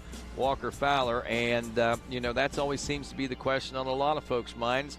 Up to about the midway point of last season, but on this day, he was still rolling, and there was no doubt about that. But, again, as time wore on, things would switch around here for the Camp Coker Bullet GNCC in 2021, and as Walker Fowler continued to lead this one up front and on point, Adam McGill, Jared McClure, and Hunter Hart were beginning their own pushes and their own battles in the back part of the pack, trying to make things happen as well. And actually, I must have the wrong results here from last year, as I've got Walker Fowler taking the win last year, but obviously that was the number 2 of Bryson Neal taking the win here just 1 year ago. Those must be the 2020 results we're looking at, but nonetheless, Bryson Neal took the win on that day. Walker Fowler, not sure where he ended up finishing, but man, what a day it was.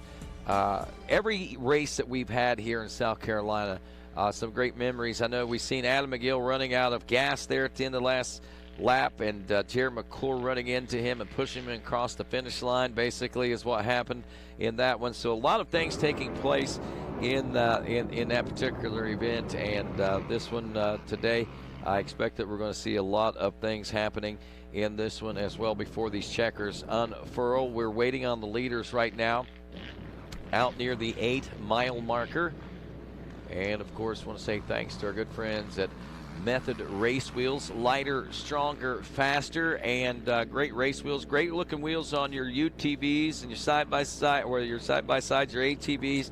And, of course, you got great looking wheels on your trucks and cars and things like that. So thanks to our friends there at Method, and thanks to you, the Racer TV GNCC racing fan, for being on hand with us here today and checking in with all the great excitement that takes place here in Society Hill. As many of you I know that are watching up home in the north today, waiting for this southern swing to wrap up so you can get closer to home and come to some of the events. Well, we look forward to seeing you in about 3 weeks. We got 3 weeks off. We got Easter coming up, and then a couple more weeks after that before we go back to it. So a little bit of a time for riders to get reacquainted with northern terrain and maybe heal up and lick some wounds, if you will, and get themselves squared away and straightened back up and ready for the mid-season push, as this is round number 5. Round 6, 7, and 8 is our mid-season swing. So we're getting ready to hit that middle part of the season head on here very soon. Hard to believe we're already this deep into the 2022 championship season, and I know we say that every year, but it still is just exactly that. Hard to believe right now. Well, as we look at some of these other standings right now and some of these other classes real quick, XC2, Jay Shadwell and Wyatt Wilkin, Brandon Owens 1, 2, and 3 with Steve Harrell and Tanner Walker rounding out 4th and 5th place. College A class, James Glotta, Dalton Keys in 2nd, Keaton Henderson in 3rd, Nathan Dearborn in 4th, Tyler Cox in the number 5 spot.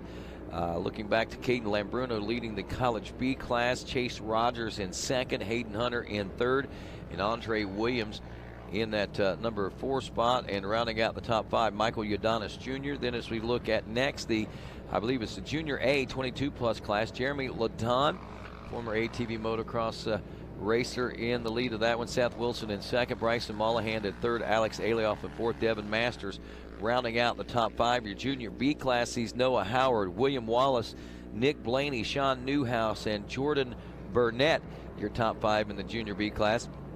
That A class, Kevin Yoho, Jeff Pickens, and Tommy Kuntz, AJ Kuntz. Those 3 all former XC1, XC2 racers. Leading the Vet A class right now, Mike McAvoy in 4th, and Brad Whitehead rounding out the top 5.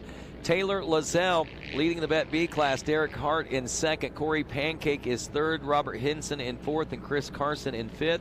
In the Senior A class, Zachary Phillips leading Jeremy Gouchard. Then it's Corbin Knox in third, Chris Conklin in fourth, and Brian Axline in fifth. And your Senior B class, Mike Reiser, Tim White, Richie McCauley, 1, 2, and 3. Rick Marino in fourth, and Ivo Pahalik rounds out your top 5. And our leaders due in about 9 minutes right here at the 8-mile marker. There they are, nose to tail, as Walker Fowler continues to lead this when Mikey Wayne's back in studio with us. And man, we saw some pretty great things from that Yamaha Racing live drone in the passing that took place, with Walker Fowler making that pass on Bryson Neal, which could have been the race-winning pass when it's all said and done. Mikey Wayne's, if he's able to hang on to this lead down to the checker flag right now, as we are certainly in a heated, torrid battle for these riders. And as we look at an hour and I'm thinking, what, an hour and 39 minutes now in this race. We are about 8 minutes out from this, so this race will be somewhere in the neighborhood of about an hour and 50 minutes when it's all said and done. Is it out? I thought that it is. I may be wrong. I'm just assuming that it would be. Those guys pitted on lap 2. Yeah. I haven't seen any senses of urgency. 2 lap court is out, so they'll be getting a white flag. This is going to be a 5-lap race. Long race then. Yeah. So, it was working out that way. They were kind of discussing that. Everybody was back in the pits. Is it going to go long? Is it going to go short, Mikey? I said, I don't know yet. We'll find out for you, though. So there you go, folks. We're going to be right around that hour and 50 mark, but I'm not sure what they're. Well, obviously, if the 2-lap board is coming out, that's what we're going to be looking at, and that's just the way, or white flag coming out, that's what we're going to be looking at. If not, you'll see me sprinting to the finish line to get interviews. Hole in the mail. So it is the 2-lap court. Yeah, 2-lap court is that. White flag will be coming out. An hour and 40 minutes now into this race. And, wow, what a monstrous lead. There's John Glotta Jr. back there now. Getting to be developing where we can see what he's wearing and what he's riding. He looks pretty slick out there. There's no doubt about that. He is third place, yes, and he's all by himself right now, Mikey. He had nearly a minute over Hunter Hart and Jared McClure that were battling for 4th place position last time we saw them there just a little bit ago. It's always easy for us as announcers, as commentators, to say, well, you know, I said, but, you know, wish everybody well when I was walking down the pro line. But I did talk to John before, and I was like, hey, buddy, go ahead and get a podium today. And he's like, yeah, just that simple. I can do that. See, I'm like, see what you did for that guy? So, yeah, I put it in the universe for you, John. There you go. Now, granted, I said the same thing to Bryson Neal and Hunter Hart and all those guys, too. But nonetheless. There he is, Hunter Hart right there. Hunter, a little checkup from the neck up. Wants to see where everybody's at behind him. And moving right now. He may have some company here shortly. So, boy, hats off to John Glotta sitting there in that number 3 spot. And that good battle out front. A little back and forth. It's crazy, Rodney, just to think, you know, what, a couple of years ago it was, you know, talking about Walker Fowler, not taking anything away from him by any means, but it was that situation of, well, if Walker Fowler loses, it's because Walker Fowler beat himself, right? He had a mechanical or, you know, just didn't have a good race. Something happened to Walker. I think those days are gone, Rodney. I think Bryson, the real deal. You know, he can get up there and he can contend. You know, absolutely. And the amazing thing about it is Walker Fowler called that one. Yeah. I mean, Walker saw it on the horizon. He picked him out among obviously a few other riders, including Cole Richardson, who has gotten himself a few wins. But these rising stars like Hunter Hart, he's called these riders out knowing that they are on the rise. Adam McGill, I believe that was, we saw going through there now. Adam's got a good ride, a strong ride going on right now himself. These guys, it's just amazing to me how at times we'll see them nose to tail and in a 3 or 4 rider cluster, and then you'll see them start to separate, be by themselves, and the next time you see them, there we are again.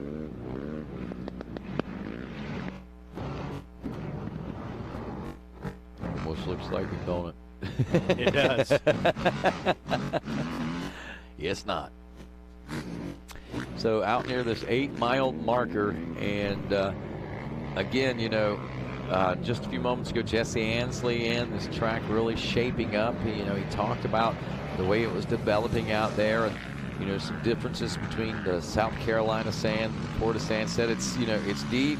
It's making things happen out, it's moving around out there, but getting real choppy, and you can see that. Oh, yeah. Especially in some of these field sections, and you get around, and especially where the roots are, it really gets choppy coming out of those areas also. And Jesse Ansley would know. He's a Florida boy. Yes, he knows his sand. He most certainly does. And surprising, that's one thing we talked about. There's Jay Shatron now, still leading that XC2 class. As we pick back up at the 10-mile marker, there's Walker Fowler. There is Bryson Neal. No changes really there. No. Walker, I don't know, man. Is Walker in control of this right now? I mean, he passed with authority. There's no doubt about that. When he made that pass in the woods, he passed with authority. But, at this point, has Bryson just filled it out and knows what to expect and what to look for? If we're only going to see a white flag this time around, then all of a sudden, Bryson's playing his cards perfectly, it looks like. Yeah, no doubt. I think as our leaders are on screen right there, and yeah, right now it looks like to me Bryson, he took a shot for the lead. And Bryson right now, he's not settling in to second. Don't get me mistaken here, but Bryson right now riding smart as he stays out of the sandy dust. And Walker Fowler trying to kick up as much dust as possible and make things difficult for Bryson. This was the line here earlier. Earlier in the race, Walker Fowler was lighting that outside line. Bryson was on that inside line. Now both riders taking the inside right there. A cool section. All right, here we go. Little different line choice right there for Bryson. Oh, knocking on the door, just letting him know, hey, buddy, I'm still here. We got a lapper up there. You go ahead and roll on up there first, and I'll see what I can do. Oh, here we go. Nowhere for our lap rider to go. Oh, there we go. Little split section. Lap rider slows up just enough, let the leaders by, and back to the races. Walker Fowler finding some speed right there. Bryson Neal still right with him, though. Getting into some more lap traffic here in a moment. Our lap rider said, my goodness, I can hear you guys coming a mile away. The freight train is rolling. So Walker Fowler leading out in front. Bryson Neal, they've gone back and forth a couple of times. And Bryson being real patient right now, not pushing the issue. Well, we know Bryson is perfectly capable. Ooh, here we go. A different line choice for Bryson Neal. Now he's taking a couple of shots. Let's go, boys. Wheel to wheel right there. Bryson liking that monster mile. But Bryson, a guy that will make an aggressive pass if he has to, and I think that's exactly what it's going to take if he wants the win here. Same situation for Walker Fowler. If Bryson ends up getting him, it's going to have to be another aggressive move by Walker Fowler to take the lead. Neither guy going to want to relinquish that lead. Walker doing a good job right now of shutting the door on Bryson Neal. When will Bryson take another shot? Come again on that. Oh, they're playing chess right now. They're playing chess, and does that mean everybody else is playing checkers? Playing marbles. Across the bridge. Yeah. I told you guys it's a melting pot of terrain. As you can watch it on Racer TV on the Yamaha Live Drone. The terrain, even the colors change. This place is cool. I love it. I love it. Walker out front, moving. Trying to kick up a little dust.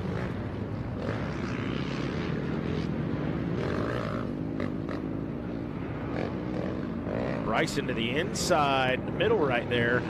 Working the track. Looking for some opportunity, and boy, how about that? Walker Fowler putting a little bit of a gap on Bryson in some of these open sections.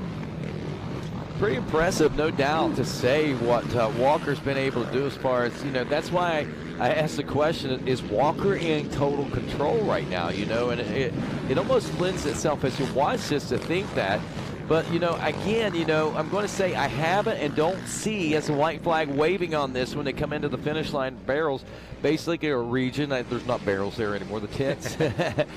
They are nose to tail still. Mikey, you didn't hear it, but Ricky Tower, that's a goon right there going on right there, buddy. As he was waving the white flag, he said that over the radio to the rest of the track crew. That's a good one going on right there, buddy. And you know whenever Ricky Tower gets into it, you know it's a good one. And there is another pit Walker stop. going to stop? Yeah, both riders. Yeah, a little splash. Yeah, I expected that both riders were going to stop, and that's why, you know, I'm sure these guys were. Ooh. Oh, man. Wow, he got him. He got him. He got him. Bryson Neal makes the pass. A quick splash of gas, and now Bryson Neal is your new leader once again. And look at that. He's turned on the afterburners as they head into this wood section. Wow. Now, did he take on enough fuel is the question, I guess, we're going to ask ourselves as we near the completion of this final lap of racing. I mean, it kind of paid off there, Rodney, that Bryson was into the pits, or into his pit first, getting some fuel, while Walker had to go to the opposite end of VP Racing Fuel Pro Row to get to his pit, and it just worked out just perfect. I mean, split second perfect for Bryson Neal. Yeah, had some great momentum. That momentum he had is what carried him through that turn and was able to help slingshot him around Walker Fowler. So there it goes to show you that that might be where the advantage is whenever your pits are at the very first of the pit stops itself.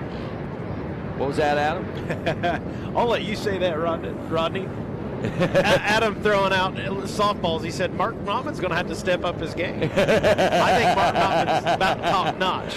I'm not touching that one with a 10-foot pole. not at all. What that was just a beautifully executed plan by Bryson Neal's pits.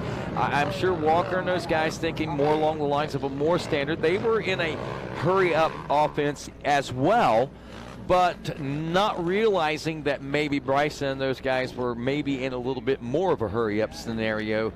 It just all happened so fast, and those guys were so close coming in, Mikey, that, you know, these kind of things are inevitable and happening, that's for sure. I mean, all it takes, not even a half second, but like we said, it was that momentum that he had is what really made the dividend, made the huge impact, I think. Yeah, let's watch a replay on that. I was going to say, the fact that Walker's pit is on the very end, he did not have that momentum that Bryson carried through there. So they're working on a replay of that here in a moment. Yeah. So now, hey, we flip the script. Now it's Walker Fowler's got to look for an opportunity here. White flag conditions, last lap. He's got to look for that opportunity. Man, can you imagine the mindset Walker Fowler had going in? You know, I was asking the question as they went into the pits, how in control does Walker Fowler appear to be right now? It seems like he's the one controlling the pace of this race. And, you know, Bryson is at his mercy basically at that particular point. And how quickly that turned around. You have to think that same thing was going on in his mind until about 6 or 7 seconds past this right here. So we saw Neal in, there is Fowler in, he is getting it, and let's see what happens right here. Fowler is out, he's into that turn, but there it is, the momentum he's got, he shot to the inside, did not let up, and was able to make that pass. And man, he turned on the afterburners, like I said. You know, I think he took a good pit stop, and if you look at it in the reality of things, they probably both had almost exactly the same length of pit stop. Yeah. It's just how hot that Bryson was into that turn and out of that turns where the difference was made. I mean, what an impressive move by Bryson Neal, too, to have the knowledge to duck inside. I mean, to me, the move is go on the outside. I think Walker Fowler expected him to come around on the outside because he's already on the right-hand side of him in the pit. So what a move by Bryson Neal to tuck it in and come on the inside for the pass. That was one for the replay books, no doubt. Man, did you see that drive out of that turn into that roller section right there for Bryson Neal? He just came up, kicked it like looked like Joel Hetrick out there. Let's go. Man, he nailed that turn, and of course just right down through that rhythm section. Now Walker Fowler still back there, and actually Walker's got a pretty good rhythm going himself. He's closing up that gap a little bit now on the number 241 machine. Yeah, I'm thinking Walker likes that little small moto section a little more than Bryson did. And here comes Fowler for the pass. Together. Man, Walker Fowler returning the favor on the inside. as he was doing the same thing, not going to relinquish, not going to let up. He went into that turn, and he wanted to own it, and that's exactly what he did.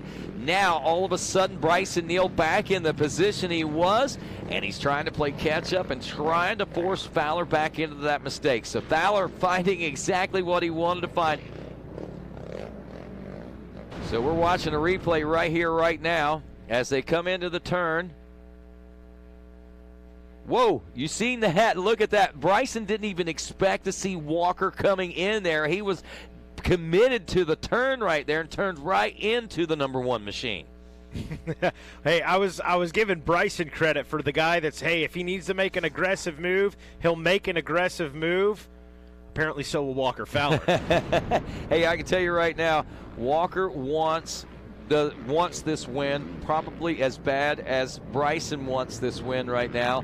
And these guys, gloves are off right now, Mikey. Yeah. You know, you can say what you want to say, buddy. Yeah, hey, man, go ahead. Yeah, and Walker's a great competitor. Yeah, Bryson's a great. These guys right now, they've got blood in their eyes. They've got hate in their breath, and they are going at it fiercely. This is not just a race win battle, Rodney. This is a championship battle. This is exactly that.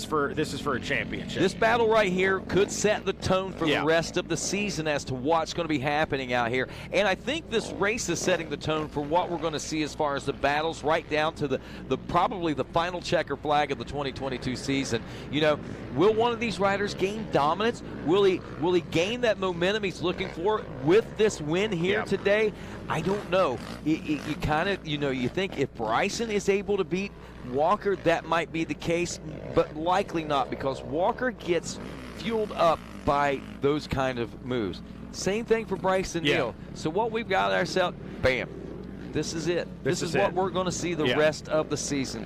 I think hands down. An enormous factor of this too, Rodney, is this is a different Bryson Neal than we've had in the past few years. You know, he's healthy, he's riding smart, he's making good decisions.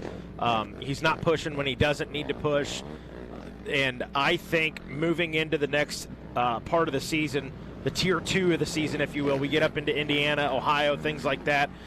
Bryson Neal, whether he wins today or not, going to be very, very, very confident. Oh, most definitely. And even Walker Fowler feels that. You know, Walker, being a northern rider himself, he's no stranger to that terrain as well. But folks tend to lean towards Bryson in some of those northern tracks. And it's kind of an even field for those guys. And lap traffic coming up in this one, not going to be a factor. I thought there just a moment these guys might hold these riders up. This one may be. That one is.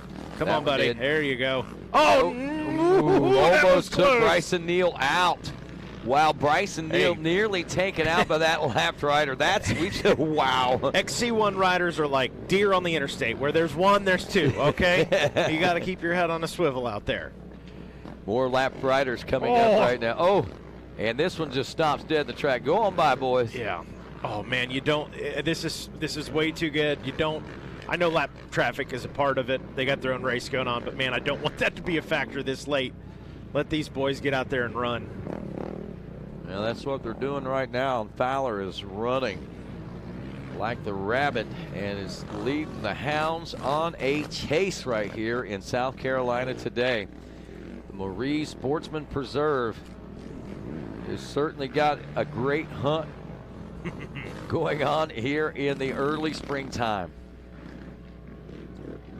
Oh, more lap traffic. Yes. Oh, don't pinch it. Oh, there we go. Whew. I'm holding my breath for these guys. I am too, right man. now. It's making me nervous.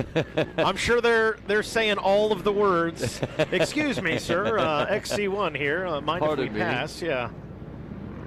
I'm sure it's exactly how it's going out there right now. Oh, man. Man, that was almost another one. And Bryson did have to check up there a little bit. Yeah, so Bryson losing more time there again as he gained right back onto the rear grab bar. But look at that. He would have made that pass.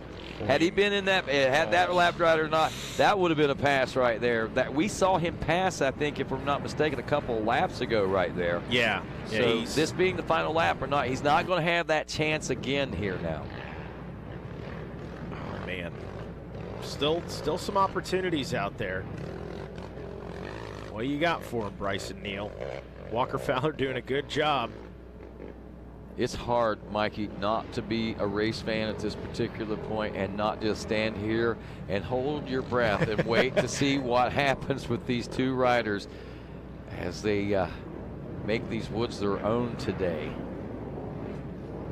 Man, just as soon as you think Walker's going to start putting a little bit of a gap on Bryson just sinks it right finds back another gear, and he's right there with him again.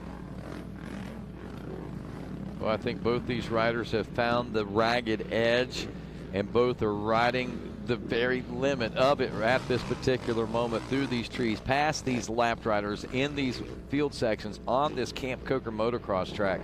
We have been given a great spectacle as far as racing is concerned here today, and those folks watching at home on racertv.com, some of the greatest coverage. I mean, we've been getting great coverage like this, but some of the greatest coverage that we can give you is coming right towards you here today. And tip of the hat to the Racer TV crew, everybody involved in there, from the technical crew, Jordan McFadden, Dylan, those guys building the network system, and Dan the man, of course, overseeing it, our engineer in charge, to the camera guys doing an amazing job of putting this all together, making it happen here today. And as we go through I keep thinking that Walker's going to stretch out every time, just like you said, and there's a little stutter coming out for Walker Fowler. That's one of those deep spots right there. Got to keep that momentum going right now. It's kind of like our Wi-Fi here on site this weekend. Wide open racing going on right now. Loving it. Jeff Rowland just messaged me. He said, major props to this drone pilot. Hey, man. Daniel Rogerson, he's down on the action today. We're not having to fight the wind either, so that's helping out quite. Yeah, that's been a factor in races prior to this. But just great. Well, I don't know. Look at the trees. The wind seems to be picking up pretty good here. So maybe he's fighting a little more of the wind than what we thought. But, I mean, he's doing the zoom ins and everything with the camera lenses. Pretty spectacular stuff there. Well, looks like we're about to see these guys fade off into the oblivion and disappear for a few moments. They are nose to tail. Walker Fowler leading Bryson Neal. Final lap of racing as the war wages on. Over a 1 minute lead for these riders, a 2 minute lead over the rest of the field. But the big question is, which rider's coming out on top? Stick around to find out. The Camp Coker Bullet GNCC continues after this.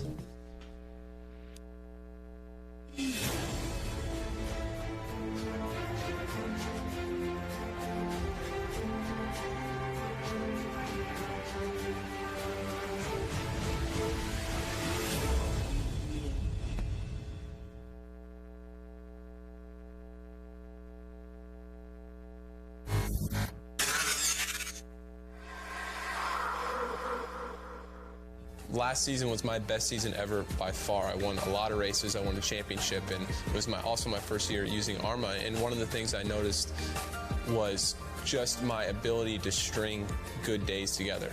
You know, like especially in the summertime in Florida, where you're riding every day and the heat index is 108 degrees and you're doing 230s and going to the gym and bicycle and all that stuff. I think in the past I've been super inconsistent day to day. Yeah, I may have a good race here or a good day during the week there, but overall I think where I improved the most was my consistency in my recovery.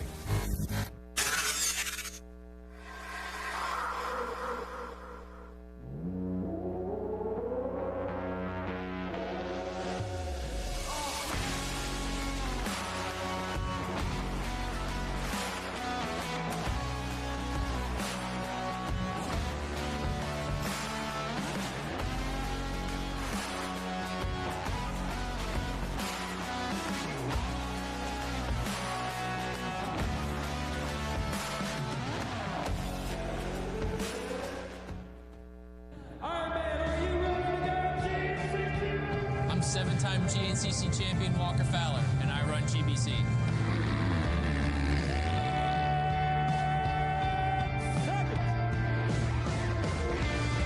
Like a bullet into the first turn, the number one with the pink helmet and pink bars. It is Walker Fowler, the 17th.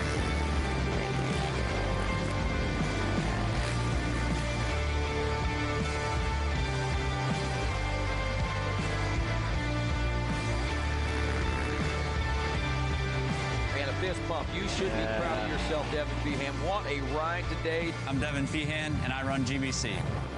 I'm Josh Merritt, and I run GBC. I'm Chris Borch, and I run GBC.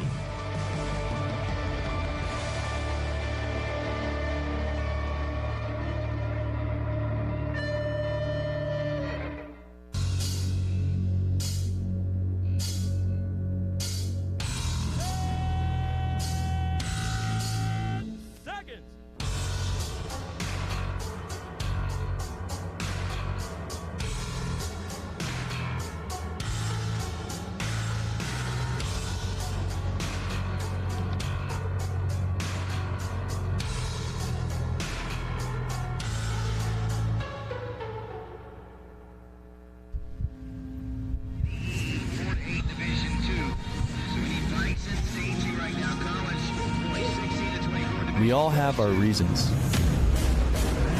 to accomplish, to work hard.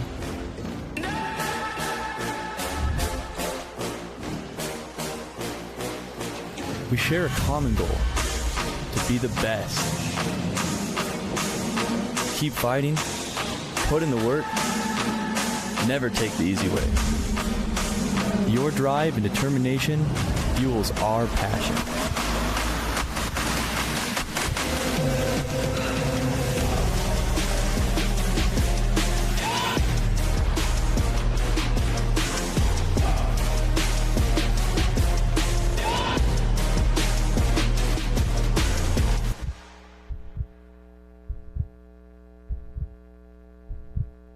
Born of family values and a homegrown work ethic, Cometic Gaskets seals your machine so you can focus on the finish line. Cometic Gaskets are the competitive standard for racers who demand the very best. Cometic Gaskets are constructed from superior materials designed to perform in the most demanding environment. Whether it's championships on the line or a day in the dirt with friends, professionals and enthusiasts depend on Cometic. Cometic Gaskets, sealing championships since 1989.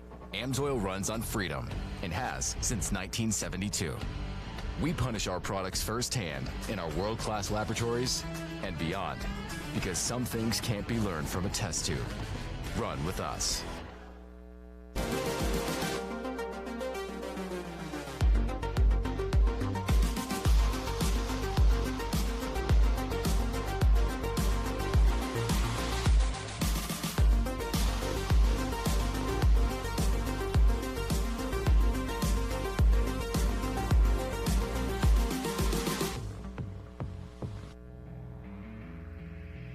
This Racer TV broadcast is brought to you by Specialized Turbo e-bikes. It's you, only faster.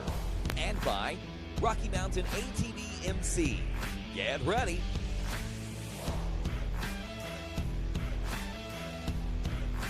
Welcome back to GNCC Live on RacerTV.com. Rodney Tom along with Mikey Waynes as we bring you the action from Society Hill, South Carolina. This is the FMF Camp Coker Bullet GNCC, our fifth round of the 2022 Grand National Cross Country Series, where we are watching a barn burner. Walker Fowler and Bryson Neal swapping the lead position back over a 2-minute lead as they took the white flag, now 10 minutes away from seeing these riders check in at the finish line. In this now over 2-hour race, our race clock at 2 hours and now 7 minutes as it clicks up on that. And of course, last time we saw these riders check in one lap ago, I believe that we saw an emergence of a new leader popping out. And then of course, that would have been Bryson Neal. Then just prior to the finish line, and here we are. They're nose to tail as they come back into sight with lap traffic right there. It's still Fowler out front, and now it is, look at this, here comes Bryson Neal. They're pulling up side by side right now. Fowler shuts him down, but he's still knocking on the door, folks, as they work their way through this field section, through some of that dark, loamy soil, and back into the sand, onto the flat section of this track now. And no sign of third place in sight here, as they are some 2 minutes behind that lead in that battle for the number 1 spot between Walker Fowler and Bryson Neal right now. The battle back for third, actually not much of a battle, as John Glotta by himself, nearly a minute lead over Hunter Hart and Devin Feehan right now.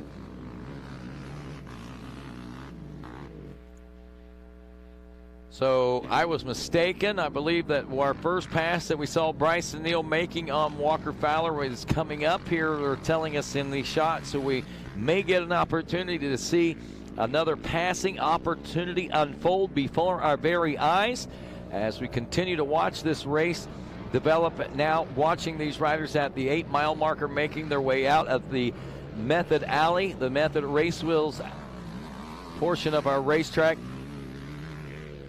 Listening for some radio traffic right now. Thought we might have an update coming in there.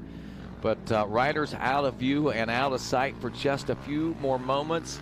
I know we'll get a chance to see them again at the 10. And I would imagine about the same time we see those guys at the 10, we'll see John Glotta Jr. checking in that number 3 position here at this 8-mile marker. Well, we may get to see John a little before that. We'll just have to wait and see. This section between the 8 and 10 it moves very quickly for these riders. As we were talking in the riders meeting, I heard Jared Bolton and Ryan Eccles say it's going to be quick between the 8 and 9. So that means that it's probably going to be pretty quick between the 9 and 10 also. Race clock's telling us right now we are less than 7 minutes away from expecting to see these guys charging into the finish line region itself in the final moments of the battle and the war that is this 2022 Grand National Cross Country ATV Championship. Will Bryson Neal be able to beat Walker Fowler here in the Deep South, our final stop on the southern swing of the tour? Walker Fowler has spent months training in the sands of Florida for that second round, and now for this 5th round of GNCC racing action. Will it pay off for him? Bryson Neal spending his entire offseason and training season in the cold heartland of Ohio, only venturing south on a couple of very rare occasions for some quick training segments before heading back north, not knowing where he stood coming into this 2022 season, and was able to take the season opening win, and since that point has taken another win. They have split them up 2 and 2, and there's John Glotta Jr., your 3rd place riding the best race that we have seen out of this rider here in the 2022 season and of his XC1 Pro career. A very solid 3rd place position as he's got a stranglehold on that one and a near minute lead over Hunter Hart and Devin Feehan, and another near minute back to the 6th place ride of Adam McGill.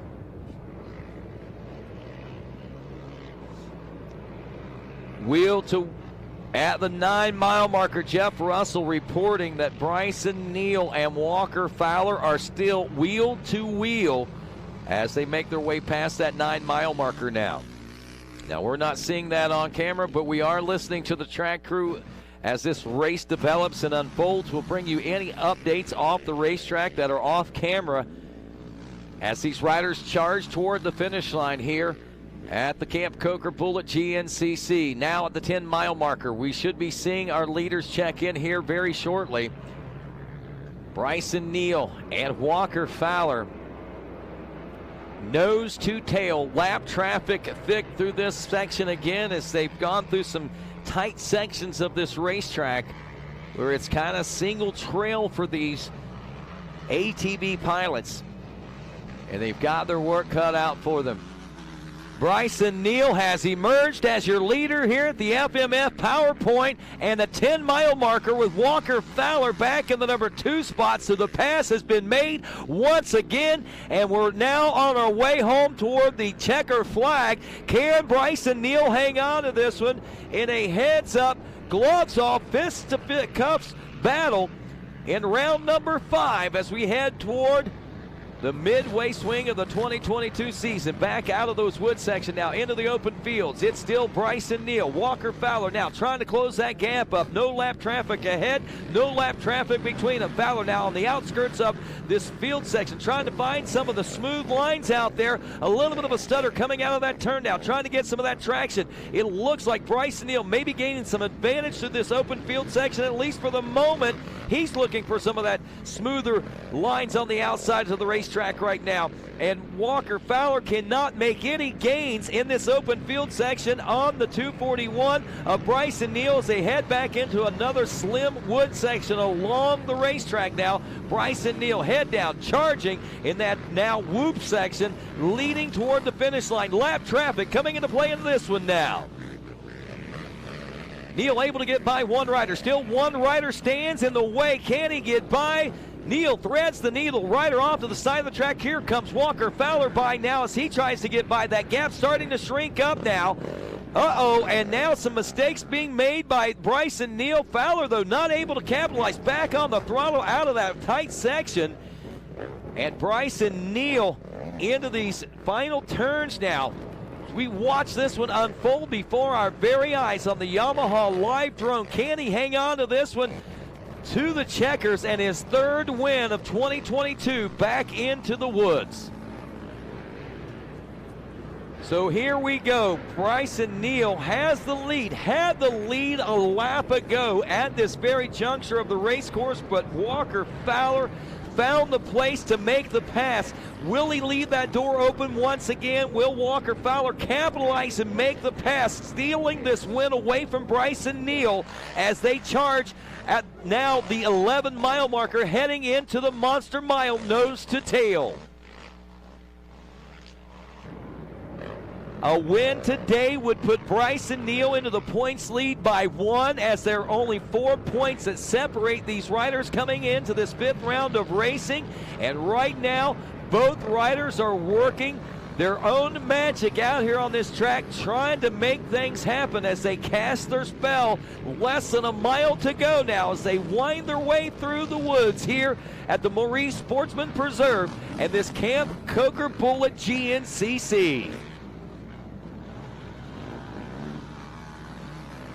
Fowler cannot find that gap closing material we saw a lap ago.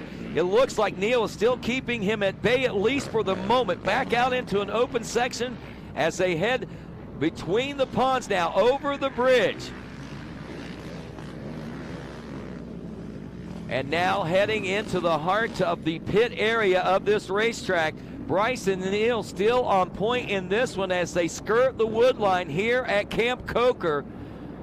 Walker Fowler is starting to close up that gap just a little bit, at least for the moment. How much real estate can he close up? Will it be enough as they charge toward the checker flag? Big sweeping turns. Walker Fowler closing up just a little more real estate now. Oh, big mistake there for Bryson Neal as they roll on to this next section of the track, coming up to the dam now, it looks like, and Walker Fowler is able to close up more real estate now on the 241 machine. We're now seeing only about 8 bike lengths in and out of these turns, and it closes up tighter and tighter as the fans run toward the final turns. Bryson Neal in the final turn and takes the checkers and the win here at Camp Coker. Walker Fowler right behind him in the number 2 spot. 1.6 seconds. 28.48 for Bryson Neal, 28.51 for Walker Fowler, and the FMF Camp Coker Bullet GNCC in the history books. And Bryson Neal comes out not only on top of the race, but now on top of the points chase. Wow, what a big turn of events as we head toward the midway swing of the 2022 season, and of course we head north to the soils of what so many of these riders have been looking forward to as far as GNCC racing is concerned. And of course, Wow, what a place to be. Walker Fowler putting it all out on the line today. Bryson Neal putting it all out on the line today, setting the stage for an amazing championship run here for the rest of this 2022 season. The stories that will be told in this one, and of course we wait here for third place at the finish line still, as we said, some 2 minutes behind last time. I'm expecting we're going to see 3.5 to a 4 minute gap over third place position when this one is all said and done, folks.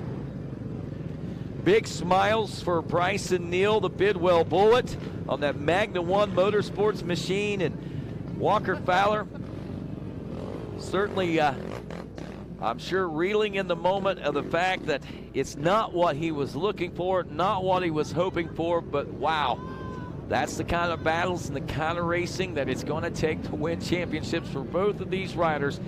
Both going to have to be consistent right down to the wire, and through 5 rounds right now, 1 point will separate them as we go into this long 3-week break. And we head down to our specialized victory lane. Mikey Wayne's going to be standing by to talk to our top riders here today. And Mikey, I got to tell you, buddy, what a great race day. It was one of those days that we were on the edge of our seat from the waving of the green flag till right there, the flying of the checkers. Thanks, Rodney. Down here with Bryson Neal. He's got fist bumps. He's signing autographs, kissing babies. Bryson Neal, I don't know what else to say, man. An absolute gnarly race between you and Walker Fowler in this one. I'll put it this way. We go into round 6. You're a points leader by 1. Yeah, today was absolutely wild. You know, coming into this race, I knew this track every year just seems to fight me. I've never won here, and for some reason, Camp Coker just always gets the best of me. So I knew coming in, especially Walker, his past accomplishments and wins here, he's always been strong. So I knew I had to ride real hard, real strong. We had a good solid last 2 weeks.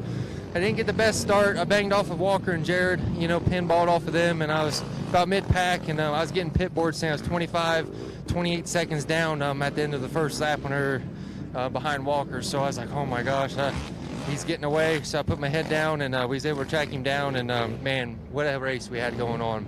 The last 2 laps, you know, we traded positions so many times. The last lap, we traded in the pit. He passed me back, and then I got, I think, 2 or 3 times. It was absolutely nuts, you know. So I'm just so pumped to bring home this win. This is a big one today, and I don't know, man. We're just so pumped. I can't thank my dad, Mike Geen, my girlfriend Brooke, Troy Edelblue, Justin Fallon, Pat Kidwell, everyone who's in my corner, who supports me and has my back. I really appreciate it, and we're fighting for you guys. Let's talk about this. You got to think Walker Fowler practices down in Florida in the sand. Camp Coker, it's basically in the sand again. Hey, you won this one. You're the points leader. We're heading up to the Midwest, Indiana, and then Ohio. You got to be feeling good about that. Yeah, for sure. You know, I've been able to come out of Ohio 3 win races in a row with John Penton until last year when I broke I tore my meniscus and had my accident. And then Indiana, I think I've got the last 2 or 3 there in a row. So, you know, I'm real strong. Hopefully we get some good weather, and we'll just keep this throttle pinned, rolling out a brand new bike at the next race. Keep trying to get these things to the finish line, and man, just stay humble, keep working. Stay humble, keep working. Couldn't have said it better myself. Here you go, your winner, the Camp Coker Bullet, Bryson Neal. The Bidwell Bullet takes the Camp Coker Bullet here today in Society Hill, South Carolina, and what a battle he had himself. That right there was one that you couldn't have scripted any better than what we saw, right down to the very wire. And of course, 2 great race winners and champion contenders here today, and of course a 7-time champion in Walker Fowler as he comes up in the number 2 spot, fighting hard for this one as he's talking with Mikey Wayne. Walker Fowler, a P2 today. Obviously, we know you wanted that win today. Got to think this is a track you probably have circled at the start of the year and saying, that's my track, I can win there, I know I can, I'm the guy to beat. Today it didn't happen, man. Talk about it. Yeah, we got off to a great start. That's the first hole, well, one of the first hole shots of his bike, I think. And yeah, just tried to ride a good pace up front, pulled a 25-second gap that first lap. Then I knew Bryson was going to come, so I just, you know, I kind of got arm pumped. So that second lap, I kind of just put it on cruise control, and he ate that whole lead back. And yeah, we had a good pit stop the first time, and we went back and forth a couple times. And just same problem I've been having all year. Just when the track gets 3 or 4 lines wide, instead of picking the marked course, I go on to one of the other amateur lines from the earlier in the day, and they're never good. And I don't know what it is this year with me jumping on those, but yeah, he passed me twice in the same spot. I just couldn't figure it out. It wasn't that damn hard, but I'm just stupid, I guess. So I'm just pissed off, frustrated. But yeah, you should be, I guess. That's you know, like I said, these are races I know I can be winning. I'm giving them away. So got to get better. And yeah, we're both riding strong. I'm doing everything I need to be doing. I'm just handing them the win at the end. What's the mindset? We head up into Indiana, then Ohio. Kind of same thing I was talking to Bryson about. Obviously, you're no slouch at those tracks either, man. Yeah, you know, we're good. We're good every time we line up this machine. But work hard for a month and go kick somebody's ass. Love it. Love to hear that enthusiasm. There you go. Second place finisher, Walker Fowler. All right. We got ourselves a pretty exciting championship heating up. There's no doubt about that. Walker Fowler, just as we expected, is not happy about that number 2 position here today, especially coming in behind Bryson Neal as he loses reign of the championship points lead here in 2022. As we pointed out, a 1-point deficit heading into the next round. How about it? John Glotta Jr. able to hang on to a 3rd place position here today.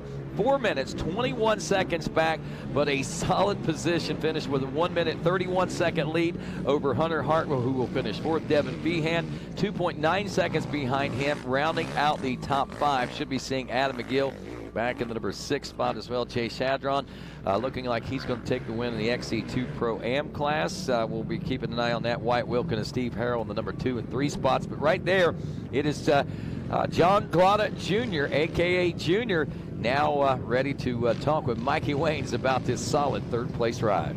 John Glotta Jr., man, 3 5th place, 4th place down in Florida. We come up here to Camp Coker, finally, on the box. John Glotta Jr., put it in perspective, man. Yeah, got a decent start, and track was pretty rough, and you know, I was just making my way to the front and picking off people.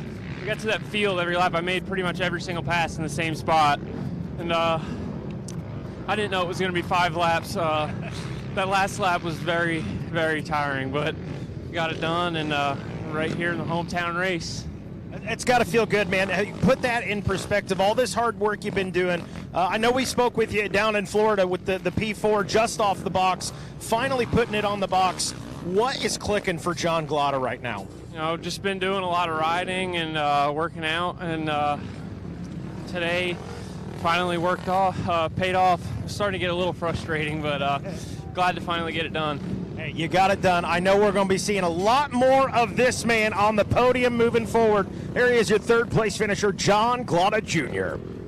Absolutely saw this one coming in the cards. A matter of when could he make it happen, and now is he going to be a constant figure there in the top 3 overall positions. I'm sure he's going to be a force to be reckoned with. There's no doubt about that as he wraps this one up in that 3rd place position, as we said, as we check in with their XC2 Pro Ams. Again, Jay Shadron will take the win there, looking like Wyatt Wilkin, Steve Harrell 2nd and 3rd, Brandon Owens in 4th, and Dylan Walraven. Still waiting on Wilkin and Harrell. Wilkin about 3 minutes back, another 2 minutes back. In 3rd was Steve Harrell, and they had another minute over Brandon Owens. So it's probably going to see that one finish up that way. College A class, James Glotta, little brother of John Glotta, finishing with the win there. Dalton Keys in 2nd, Keaton Henderson 3rd, Nathan Dearborn and Chance Hickey rounding out the top 5. As we look at the top 20 overall right now, as we look at a Rocky Mountain top 10 overall, our top 20 and top amateurs will be College A. 17th place there for James Glotta. James Glotta winning the College A, 17th overall. Then 2nd, Dalton Keys, 20th overall. And looks like our 3rd top amateur will be Keaton Henderson, 22nd overall. So that's going to wrap things up as far as our ATV racing action is concerned here at the Marie Sportsman Preserve in Society Hill, South Carolina. And, of course, the FMF Camp Coker Bull at GNCC will resume with two-wheel racing action tomorrow right here on RacerTV.com. On behalf of Mikey Waynes and all the great guys and crew here at RacerTV.com, I'm Rodney Tomlin saying, have a great day, everybody.